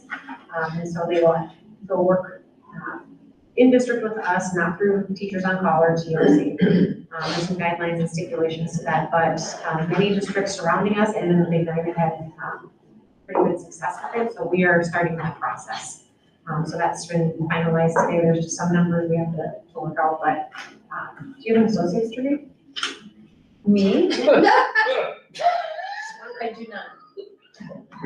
You have more than that, so we can put you on the Teachers on Call. All right, so just with that being said, we are thinking about the asks of my principals that, you know, we need some subs and we need them a little bit more frequently. And if we can grow our own, we can also look at, you know, what are other opportunities within our district for subs. So subs aren't limited just to teachers. You know, we're looking for paras, and we have 2 vacant building subs, I think at Sunnyside. I think we're trying to fill some at Twin Bluff. Basically, I think we're set. Jen has 2 building subs, I believe, but don't quote me on that. What are the requirements to be a sub as a para? That's a good question. I think if you're a title school, you do have to have, and however you can jump in, or 2, I don't know if you have to have parapro, or associates equal to that. So I don't know parapro. for subbing that that's true. No. For subbing, it's not true, I think it's a high school. High school diploma or That's even equivalent and a clear background check. If you're highly qualified, you have to have an associate's degree or pass the paraprofessional test. Yeah, so I haven't qualified. Depends on which way you go. We have a great careers page link on our webpage, so if anybody's interested in the public, please apply. Good. I think that's all that I have. I did add the last 2 and they were written in there. At your leisure though, please read what our building principals had shared out. We're really excited about the updates that are going to share with us. And next month will be, or next meeting will be our programs and departments. Will give updates. Okay. Any other questions for the superintendent? Okay, consent agenda? Any addition, Ms. Deb? I will pull number 5. Pull number 5, okay. Anybody else have anything else they'd like to pull? Hearing none, I will entertain a motion to approve 1 through 4 then. So moved. Moved by Ms. Schoenfeld, is there a second? I'll second. Second by Ms. Bjornstedt. Any other discussion? All in favor signify by saying aye. Aye. Opposed? Motion carried 1 through 4. Ms. Tipp, number 5. Due to my connection to Rise Up, I would just like to abstain from voting for the MOU. Okay. So let's do all the other MOUs then, besides Rise Up at this point, okay? We'll do Rise Up second. Is there a motion to approve the MOUs? So moved. Moved by Ms. Schoenfelder, is there a second? Second, I'll second it. I'll second one, everyone wants to rise up. Any discussion? All in favor signify by saying aye. Aye. Opposed? Motion carried. Now we have rise up. So is there a motion to approve rise up? So moved. Ms. Bjornstedt says moves, is there a second? Second. Second by Ms. Schoenfelder. Any discussion? All in favor signify by saying aye. Aye. Opposed? Abstain? Abstain, one abstention. 5, 0, and 1. Okay, thank you.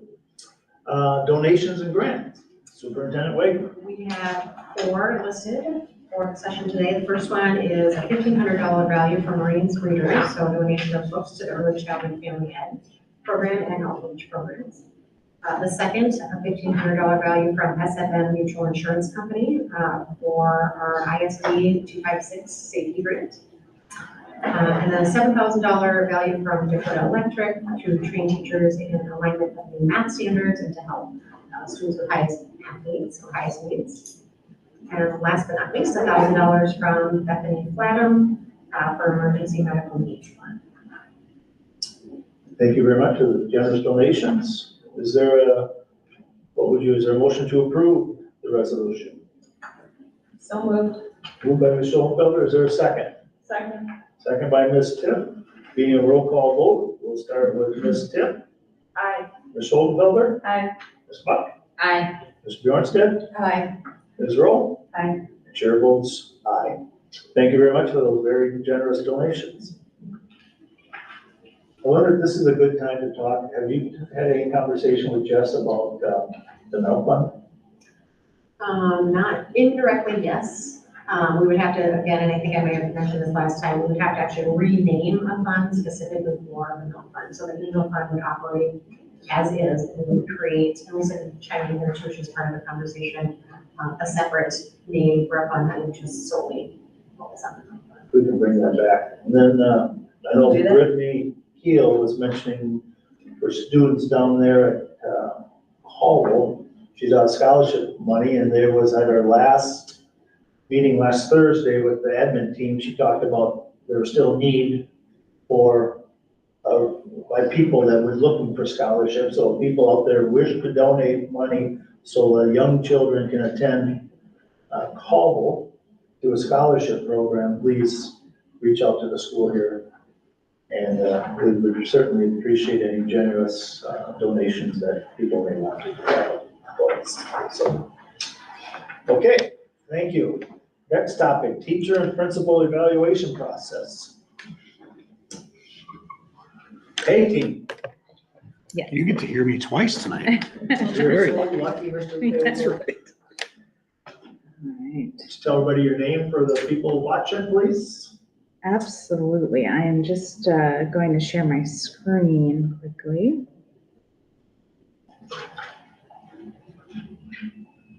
Oh, well, she's figuring that out. I'm Mike Pagel, principal at Sunnyside.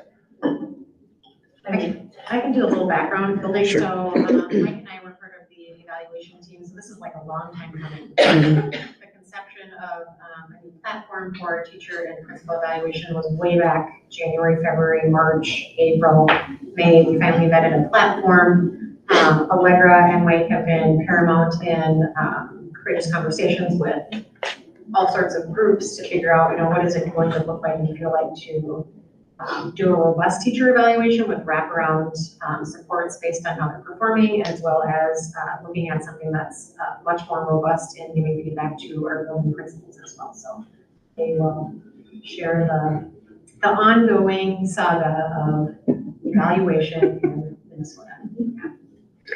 Thank you, Dr. Wagner. I'm Allegra Smishek. I'm the Director of Teaching and Learning and Assistant Superintendent. And as my colleagues have mentioned, we're going to just give you an overview of the teacher and principal evaluation process that we will be piloting this year. So first, I just wanted to share, why we have evaluations. Some of it might be self-explanatory, but it is required by Minnesota statute to have a process for both teachers and principals Generally speaking, we want to continuously improve our quality of student achievement. We also want to make sure we're supporting our leaders and our teacher leaders in growth and setting up systems for them to be successful. This is pulled from just one really specific body of research on reading scores, but generally research does show that classroom instruction and the classroom environment, the teacher-led space is the most impactful for student achievement. Principals are the second most impactful. So it's really our teachers that we need to support and make sure that they have the tools they need to have really rich instruction for our students. All right, so see, this is why I was brought in, because I've been here a while. So prior practice, so prior to this year, for the last decade plus now, I mean, we were using the system when I was still in the classroom, so it's been a while. We were using a tool called iObservation, which is tied directly to Marzano's rubric for the framework for teacher evaluation. And iObservation, users on both ends, both on the administrative side, but then also on the teacher side. The system, by all reports, is a little clunky, but it was, in order to use Marzano's framework, you have to use Marzano's iObservation tool. And so that was one of the reasons why we looked to a shift, because of a general dissatisfaction with the tool itself being kind of clunky. And then the other thing that this came out of was some discussion that actually has been going on for a while, beyond the teacher and principal side of thing, but wanting to have a place where we house our evaluations across all of our groups, whether it be custodians, or food service or paraprofessionals, et cetera. And prior to this year, those were really housed in a lot of different places in a lot of different ways. And so that was the other reason for, like, let's take a look at this and see what we can find, what's out there.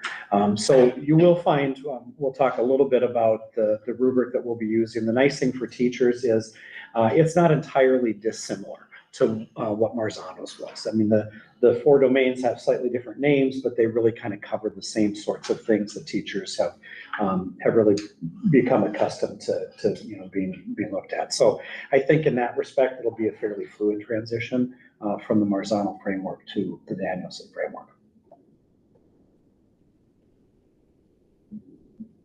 I've kind of hit on this, so why the change? So that was the 2 big reasons. Number 1, just to have a system where we could house all of our groups evaluations in, and then also just that general dissatisfaction with the iObservation tool, and it being really the only option to us if we were going to continue with Marzano. Yeah. One of the things I really like to do when working through improvement science cycles or innovation science cycles is identify our current state and our ideal state as a collective group, so that we know where we are and kind of agree on the current state, and we have an idea of where we're going. So Mike already mentioned some of these, but the things that came out of our conversation this summer were both about tool and process. So we did want some sort of platform or tool that would allow for different groups and different roles within the certified contract, such as counselors and school psychs. And we wanted something easy to use and understand that provide meaningful feedback. Actually, quite a few more things came out about the process. So that's something we're also refining in addition to a new tool. So making sure that we're being really thoughtful in how we schedule our observations, both in terms of principal capacity and teacher feedback, and making sure that we have time to train our evaluators and give them opportunities to collaborate with each other and make sure they're calibrating their scoring, frankly. So a little tough to see, but the Danielson framework is kind of broken down into four, what are called domains. So there are, domain 1 is planning and preparation. Domain 2 is classroom environment. Domain 3 is professional, it's covered up there. How's it worded? Professional. Professionalism, that's right. And then domain 4 is in instruction. And so I kind of mentioned the Marzano to put it in kind of comparison to Marzano. The Marzano frameworks are standards-based planning, so it aligns really well with planning and preparation. Conditions for learning, which is that classroom environment, standards-based instruction, and then professional responsibility. So it actually aligns really pretty well. And then within each of those domains, there are these indicators underneath it. So you can see, like, for example, boy, that's small. 1A, demonstrating knowledge of, content and pedagogy. And then underneath each of those indicators, there are some specific elements. So it really kind of drills down to some very specific things. So this is really what we're going to be working hard this year in sort of transitioning folks from the Marzano rubric to this Danielson framework. We'll be doing a lot of work with just familiarizing, and we'll be learning it on the administrative side of it as well. So. And Charlotte Danielson developed this rubric in the 90s. It has really stood the test of time. They've made some adjustments, but MDE adopted it as the state model in 2013. So we did review several different frameworks, and we really wanted to do our due diligence, and we just kind of kept coming back to this one. There is an enormous amount of resources for training and research that's been done because it is so commonly used across districts. We also set up a goal setting process for staff, and we wanted to include our maxim. So we sort of framed it within a self-evaluation using the Danielson tool, but then also thinking about how they will be creative, courageous, and united as they go through this process. So that was a great suggestion from our leaders. I also wanted to note, really 2 and 3, the classroom environment and instruction, are what principals will evaluate and see when they're doing the observation. The planning and preparation usually happens in a conversation prior to the observation, called the pre-observation. And then we'll also have a post-observation with teachers, and that's usually where principals will get a better read on that 4th domain, professional responsibilities and professionalism. I don't know how much detail you want or need, but I did just want to give a little bit of an overview. We will have different types of observations for teachers. So full observation will be like a full lesson. Short is about half that. You heard Principal Fuchs talk about walkthroughs that he's doing with his instructional leadership team. And then there's also something called an instructional round that tends to be used with, like, when you're implementing new curriculum or something like that. So that is not submitted to Vector and is unannounced. So we just wanted to really clarify what the different types of observations will be. For our probationary teachers, we want to make sure that we give them 3 of those longer observations so that we're providing them with a lot of feedback and that we have that time invested to see if there are areas of support or concern. For our tenured staff, we'll start with 1 full observation. And if we don't have performance concerns with staff that we know really well, then likely we'll just do 2 shorts so that they continue to get feedback on their work and continue to grow. But we really wanted to prioritize the probationary teachers. Yes? What does summative mean? So that is during a teacher's summative year. We do still hope to have, like, the walkthroughs with all teachers so that principals are getting into all classrooms. Principals will have goal conversations with all teachers, but the actual observation process, I think it's once every 3 years. Correct, yeah. That tenured staff have that. Yeah, so yeah, for teachers on continuing contract, once every 3 years, there's a more formal evaluation process. But to Allegra's point, I think this will be good just in terms of being able to get in and give that feedback to folks on a more regular basis. it truly is also a retention tool. We want to make sure that we're acknowledging the great work that our staff are doing so that they know that it's seen and that they're valued. So it's hard with the language with evaluation and observation. Sounds more clinical, but it is also a relationship building tool, and we are looking at it that way. Similarly, with our timelines, we're prioritizing our probationary staff so that we can get those observations completed sooner. That will allow us to support early on, and also as we make staffing decisions with budgeting in February and March. If there are any staffing changes, we want to be able to use the process to provide timely and respectful feedback to our staff. We want that with our tenured staff as well.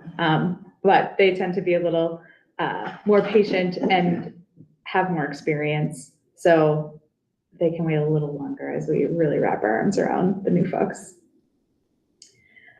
I wanted to share this graphic. Twin Bluff Assistant Principal Selesky is sort of our in-house sense maker. She really has a knack for sense making and marketing. And she put together, you can see on that top row, the 4 domains that we shared and connected them really clearly to the 4 areas on the vision cards that are part of the district vision. And then funneled that down to the specific initiatives at Twin Bluff so that teachers could really see those threads. Like, okay, these aren't all separate things. We really have a cohesive vision, and this is how it aligns to the work that you're doing in our staff meetings and in our classrooms at our school. I repurposed Dr. Wagner's kickoff slide. Brittany did not approve that photo, but she's not here. I found it on the internet. Anyway, it's a nice photo. Yeah, I bet she didn't submit one. Busted. But I'll let Mike talk a little bit about prior practice with our principals as well and sort of. Yeah, and to be honest with you, on the principal side of thing, I guess if I were to, and this is not a judgment on any people, but I would say by and large, in the time I've been here, it's been inconsistent at best. And so it's looked a few different ways. Some of it has been more conversational. Some of it has been more formalized. It is, kind of ebbed and flowed over my time here in the district as an administrator. And so I think, again, on the principal side, I think getting everybody on the same page and having a more consistent system in place, I think was necessary, and I think will help us, as a district moving forward. And the statute is a little more vague with principal evaluations than teacher evaluations. So we had kind of a greater range of things we could explore. We decided to also use the state model for principal evaluation. They adopted it in 2017. MDE worked with the Bush Foundation. They received a large grant to do a lot of research and really revised their model to what they have today. So these are 5 of the performance measures. The first one really focuses on vision. The second is instructional leadership. The third is managing staff. 4th is relationship building and sort of those what we refer to as soft skills that are critical in leadership. And then finally, systems and operations. We recognize that the role of the principal has changed a lot in the past several years, more from less of a school manager and more to an instructional leader. I want to own that the school management part has not gone away. So that is still a day-to-day reality. And part of our job is to figure out how to create systems where principals are able to really lean into more of that instructional leadership. Let's see. We know that all staff need opportunities for continuous improvement. So that is really, it's really a growth focused model that we will be working with principals through, including kind of a similar like observation tool, as well as student outcome data and some stakeholder survey. So Martina has been talking about some really great ideas for collecting information from stakeholders and really connecting with some of our principals' champions to also hear from them about their great work. In terms of timeline, fairly similar. MDE does have a great implementation guide to utilize. So Martina and I, right now, as we work with principals and assistant principals on the vision cards, that's sort of like part of that goal setting piece. In January, we'll have a mid-review, January, February, and then at the end of the year, we'll have a summative review. So this is sort of a rough outline that parallels our teacher evaluation process. Martina, is there anything you want to add for principals? I think the one piece that is, when we think about wraparound evaluation is to really get some feedback. Again, Allegra said it nicely. We'll ask building staff to give some feedback on their building instructional or their leader in the building, but then also thinking about who are the people that they work closely with, that they self-select. So it's not, sometimes the fear is, oh, everybody who hates me is gonna go this way and everybody who loves me is going to go this way, but really even being able to fine tune 2 or 3 people that are being your champions, if we stay with that theme, or have worked very closely with me to get some candid feedback. So that would be the kind of the soft narrative piece to the more concrete data when we're looking at evaluations. One thing that I took from our superintendent evaluation piece is the complementary goals. And so the complementary goals for building leaders really come out of our instructional round. So how can I help you be the better you? And so Mike might say to me, I need you to give me a day off. That's not really what he's gonna say. Something to the effect of, I just need some help with formulating a behavior management plan. Can you lean into me and help me do that? Or can you help also reiterate in the community, these are the things that are happening at Sunnyside. So those are complementary goals to what our building principals are seeing every day, bird's eye view. So that the bird's eye view, we can really be telling the story of the great things that are happening and the opportunities for growth, but that's just part of the story that we tell. So. I also really appreciated, we asked principals if they wanted to do the assistant principal and student support coordinator evaluations on their own, or if they wanted Martina and I, and they were really open to having Martina and I as part of the process. Of course, our assistant principals learn so much from their principal, but having that opportunity for coaching for them too. I think assistant principal coaching and support is usually a big blind spot in districts, so I commend our principals for being supportive of that. The only other thing I would maybe mention too is that we did during the course of all this discussion over the spring and summer, we did also tie in Kirby Hansen. So, we did have him in to pick his brain and get their feedback as well, because, we didn't want to go a direction and then, find out there were flaws that we didn't recognize. So he was very helpful in that process as well. Good. Any questions? Yes. How are the evaluations documented then? One of the things that I think trip up school districts or any business for that matter is like when you have a glaring like red flag, how is that documented? How is that rectified? I would assume there'd be like an extra observation or something that would have to occur. So how do you document your observation? Where is it documented? Yeah, so we will be utilizing, it's through Vector, which actually is the same folks that provide like our bloodborne pathogen and, all those videos at the beginning of the year, but everything will be housed within there. And that was part of one of the things that we were looking to rectify is we had departments that were still, I just have a spreadsheet and I keep a spreadsheet. Well, if you leave the district or you retire, where do those spreadsheets go? So that's one of our priorities, is that we have a place where all of this will be housed and we can refer back to. But certainly if there are concerns that come out, in an observation, yes. I mean, the short answer to your question is yes. If we're going to be in there more often, we may be developing a performance improvement plan and a system of supports for that teacher. to do everything in our power that we can to help that person come along. And all of that would be represented within Vector. Well, and I just commend you because, I think we've been hungry for this, for a while. And, you talked about it, Allegra, it's a big retention piece. I think we all know that, the first 2 or 3 years of getting somebody on board is extremely expensive for, businesses, school districts to get somebody in the door and then find out that this isn't the right fit and out they go. And we just invested a lot of time and money, so, and we want people to love it here, right? We want people to feel supported and not leave, like this is their home. And so thank you for doing that. Thank you.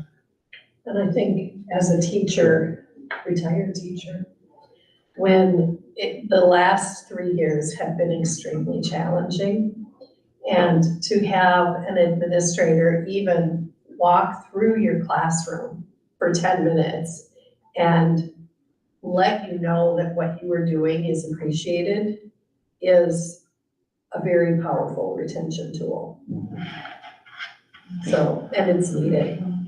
Everybody needs love. It's true. How do we have processes for, you talk about the principals and teachers and assistant principals and your staff. I mean, we have other staff that work here. How do we have, is there state law, and everybody in a public setting has to be evaluated? Is it a policy thing that people are supposed to be evaluated every so often? How do we address the rest of the staff? Well, I'm glad you asked, Jim. You told me not just. Tonight, we highlighted the teacher and principal evaluations, but we did work on almost all staff. There's a couple that we're still fine tuning, library specialist, technology integration specialist, but we were able to use the same platform, Vector, to upload custodial, nutrition services, our counselors, paraprofessionals. So we have a plan for all those. I don't actually know the statute though. I'm not sure if either of you do. I don't. Maybe more procedural. Yeah. Where the principals and teachers are Statute. legislatively. Do we have a policy in place for that? Because my guess is what Mr. Pago said was hit and miss. I'm guessing it was hit and miss across the board. Kind of dependent on the department. We had some departments that are pretty consistently have been doing it, and have tools in place that they utilize that work well for their department. And that's the nice thing with Vector, is that we were able to migrate all of that into Vector, so it wasn't reinventing the wheel for them. But we do have some groups where there was not. So special education paraprofessionals had a designated, through the SPED department tool. Gen Ed paras we did not. So we were able to kind of work on making it more consistent across groups. Yeah, nobody likes, I don't think, except for like evaluations. But they are a tool to, like you said, to improve or to commend or appreciate, retain someone. And I think with the way things, the public sector, it's something that we should be doing on a regular basis. So thank you for bringing this forward and starting this. And thank you to Superintendent Wagner too for spearheading it. And I know it started last year when she was here. So great. Any other questions? Yes. So when you talk about other employee groups, are principals responsible for all of the employees, or are we having teachers evaluate their paraprofessionals and the head custodian? You know what I mean? Because that seems like an awful lot. I know it's hard just to get around to the teachers. Correct. So how do you do everyone else? So it's not everyone else. So for example, within nutrition services, that is Jess Pena, and then Jess would work, like in my building, for example, she would work with my head cook, Sheila, to work on the others. With our special education paraprofessionals, for example, the official evaluation will likely be from me, but I'm not the person that works hand in hand with that para. It's the case manager, for example. And so again, I would work closely with that case manager to get their feedback to help inform it. So it keeps it manageable. And there is some collaboration. So for example, in special ed, the special ed teacher, Mike may do one evaluation, one of our special ed assistant directors will do another, and they'll collaborate on the third one to come together with the summative. So knowing that our special ed staff is pretty vast, that's a pretty lot of people to kind of get all of those pieces. But they did have courageous conversations around the realities of actually getting into classrooms as well. So that was part of the learning this summer. Not only just like learning the platform and which guided framework will we use, but what's the reality. And that's where I kind of started to see the 5 buildings one team, because they started to lean into each other on how can we best relieve your principal duties so you can get into classrooms. And so I thought that was pretty paramount to this team, really leaning into each other to get the work done. Okay, thank you very much. Thank you. All right, number 2, set date for mid-year superintendent evaluation.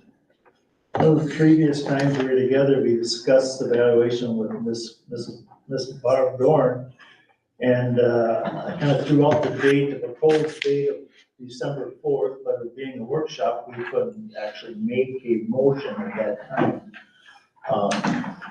That's a date that's proposed. If somebody has a better idea, I certainly will bring it up at this time. But we should need to set a date for that, so. I'll make a motion to set a date for the mid-year superintendent evaluation for Monday, December 4th. Okay. Motion, is there a second? Second. Second by Ms. Rowe. Any discussion? That was a nice presentation by Mark Dorn too the other day, so. All in favor, signify by saying aye. Aye. Opposed? Motion carried. I do have one question. Yes. Will we be discussing the evaluation again at the next meeting, or have you two received information from Barb and will we be using that for new programming? So in the Wagner Friday updates, you have linked to everything that Barb had sent us. And then my proposal was to look at the 6 standards, and then there were several elements, and decided to get really focus them. So if that's a closed session that we want to go into and discuss those, if there's a way I can craft something together for you all to get your top 3, so that we're all together to do that as well too. So it's really up to what this board would like to do. Well, we should do a closed session, correct? It's her choice to be open or closed. And superintendent can open or close, choose, and most of the time it's closed. Yeah. And then the summary come out, but we have to get something, normally we do get something out to the board members prior to that, and then we get together on the 4th and put it together and come up with a summary. So we need to come up with something a couple weeks in advance to get to each board member to evaluate you. So we need to do work on that. So, yeah, we'll get something sometime in the middle of November and get it together and bring it to the meeting on the 4th.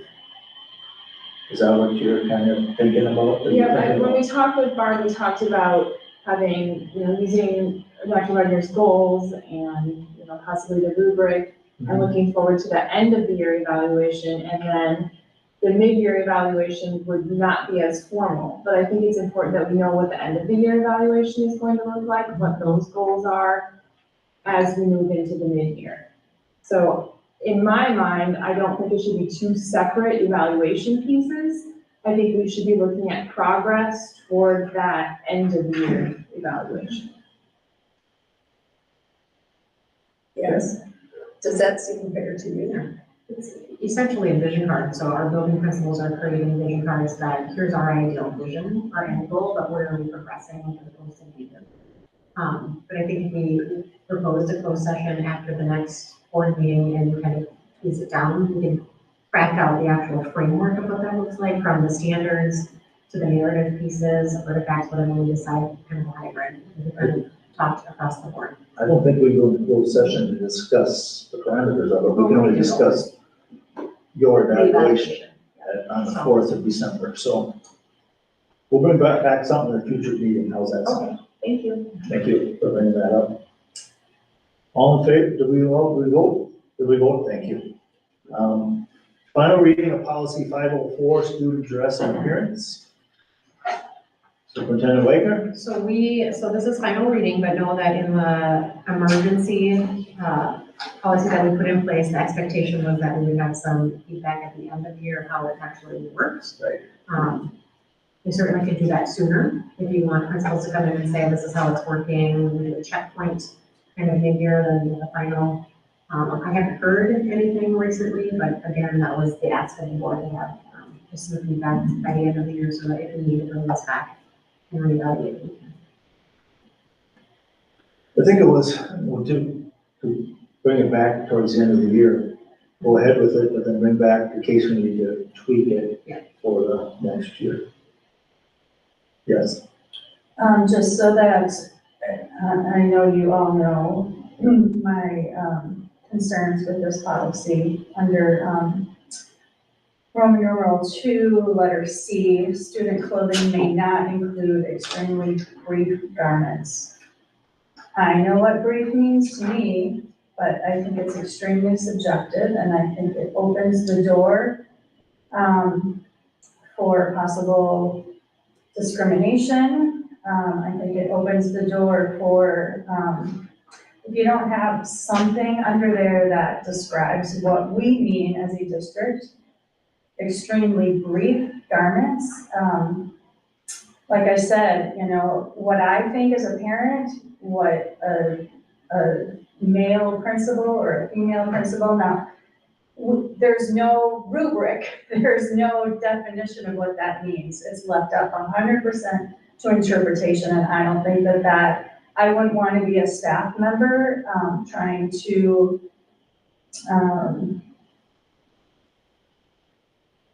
try and enforce this policy. So I cannot, as it stands, support this policy.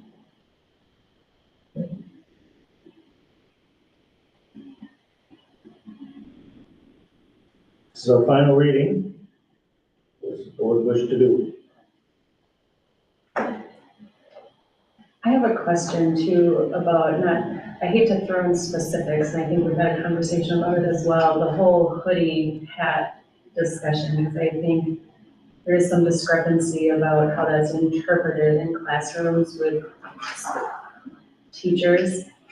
I don't know if that's something worth putting back in, if it's something that's already asked or being enforced in a classroom, or if that's something to still leave out. With especially listening to like Mr. Bierman, they have like the buddy rooms and that, so kids, I know the discussion previously had been about giving them the opportunity to turtle up and hide out or be private, like they have those opportunities. I guess I thought we were going to, we took it up and did whatever we did with it because we want to see how it goes through the year. Bring it back and modify it. And I haven't heard of anything specific that, you can't be as specific on every little thing on it, you know, every policy, so that's good. It is, the principals have gone through this a couple of times, right? And have discussed it, and this is what they would like to try to enforce in their buildings this school year, correct? Yes, it was a district leadership. Okay, district leadership. So because of that, I trust that the people that are in the buildings doing the work have created something that they would like to try. And so I believe that we as a board can trust them moving forward. So I would make the motion to approve policy 504, student dress and appearance as presented. Motion to approve, is there a second? I'll second it. Second by Ms. Bjornstad. Any further discussion? Hearing none, all in favor signify by saying aye. Aye. Opposed? Nay. 4-2, 2 nays? 4-2, okay, there is a will here. towards the end of the school, after the school year, how it went. If we need to tweak it then, so. Combined polling place resolution. Superintendent Wagner. Well, we are required to annually approve our polling places, so this is just a simple resolution to.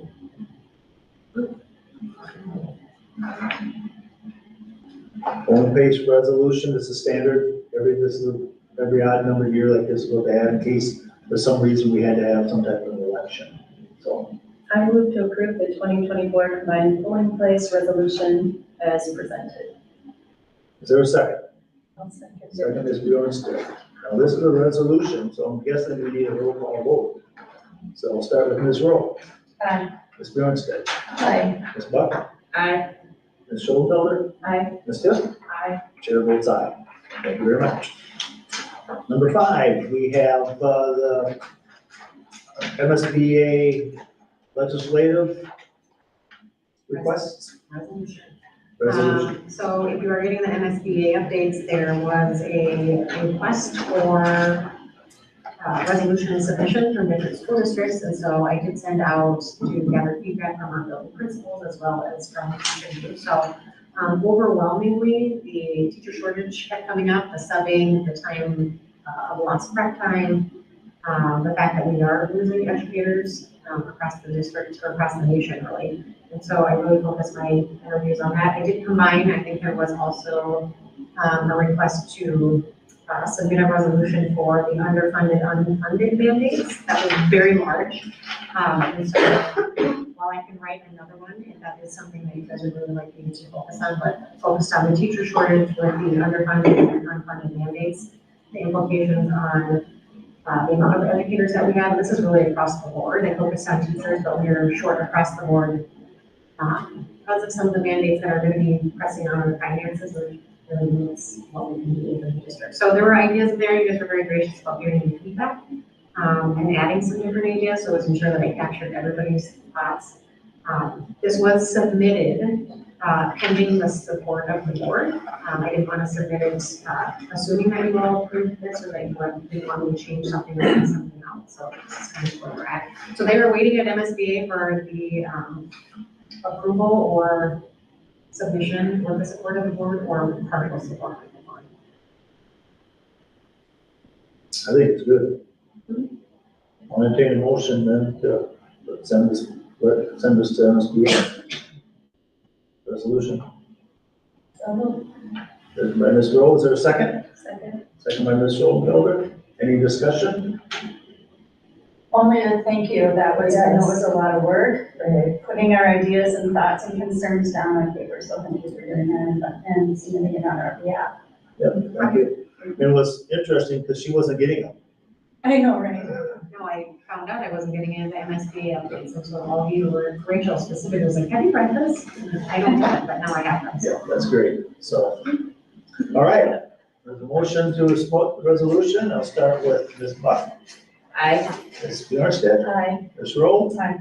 Ms. Tiff. Aye. Ms. Schoenfelder. Aye. Chair votes aye. Thank you very much. Senator, upcoming meetings and future topics, we'll probably, Lisa could probably advertise that we may have a forum on Monday night at the Mural, in case we do. It's not a meeting, but just a forum. May be present. Can I just put one thing in the space? I will be at the fall conference in Duluth Sunday through Tuesday, so I am not missing it intentionally. Oh, no, Weber and I are slated You're to busy, be at you're a busy person, so. We are sending school district administration out on behalf of representation for Reading Public Schools because we believe that that is involved on our schools. We'll have fun up in Duluth there at that conference. That's why you have all of us. Yes, I Ms. have one quick question about the student showcase that I see coming up in Purdue. Can you tell us what that is? So part of kind of the mentorship from our strategic planner was just kind of highlighting, giving opportunities not only for our principals to come in, but then to also showcase students and bringing them in with their parents and having certificates. It will also be a school showcase, so it could be that they're showcasing some staff members who have done something really profound. So we didn't want to limit it to that. I think that should be student and school showcase to me, but you will start seeing at our next meetings, our principals are signing up. They have a checklist to sign up to highlight. You'll see students coming in here with their parents and receiving a certificate from the district, a picture with all of you. And it just kind of, it connects the community a little bit more.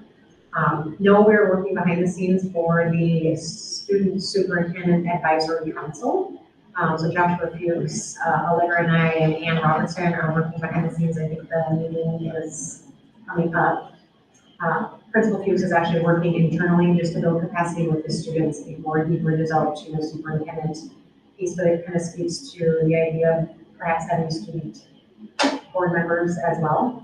So we're hoping to grow that over the course of this year with full, implementation maybe at second semester into ongoing years. So we'll have a junior and a senior representatives. So hopefully just keep growing each of the institutions. So a lot of student pieces that are being helpful as well. I think I think you get more participation by having your advisory, superintendent advisory, than have them come here, because then it's at night, things going on, so. I think that you get probably quite a bit of value out of that, so. Anybody else have anything else? Here none, I'll entertain a motion to adjourn. Moved by Ms. Rowe, second by Ms. Buck. All in favor, signify by saying aye. Aye. Opposed? Motion carried. We're adjourned. Have a great week. Homecoming week.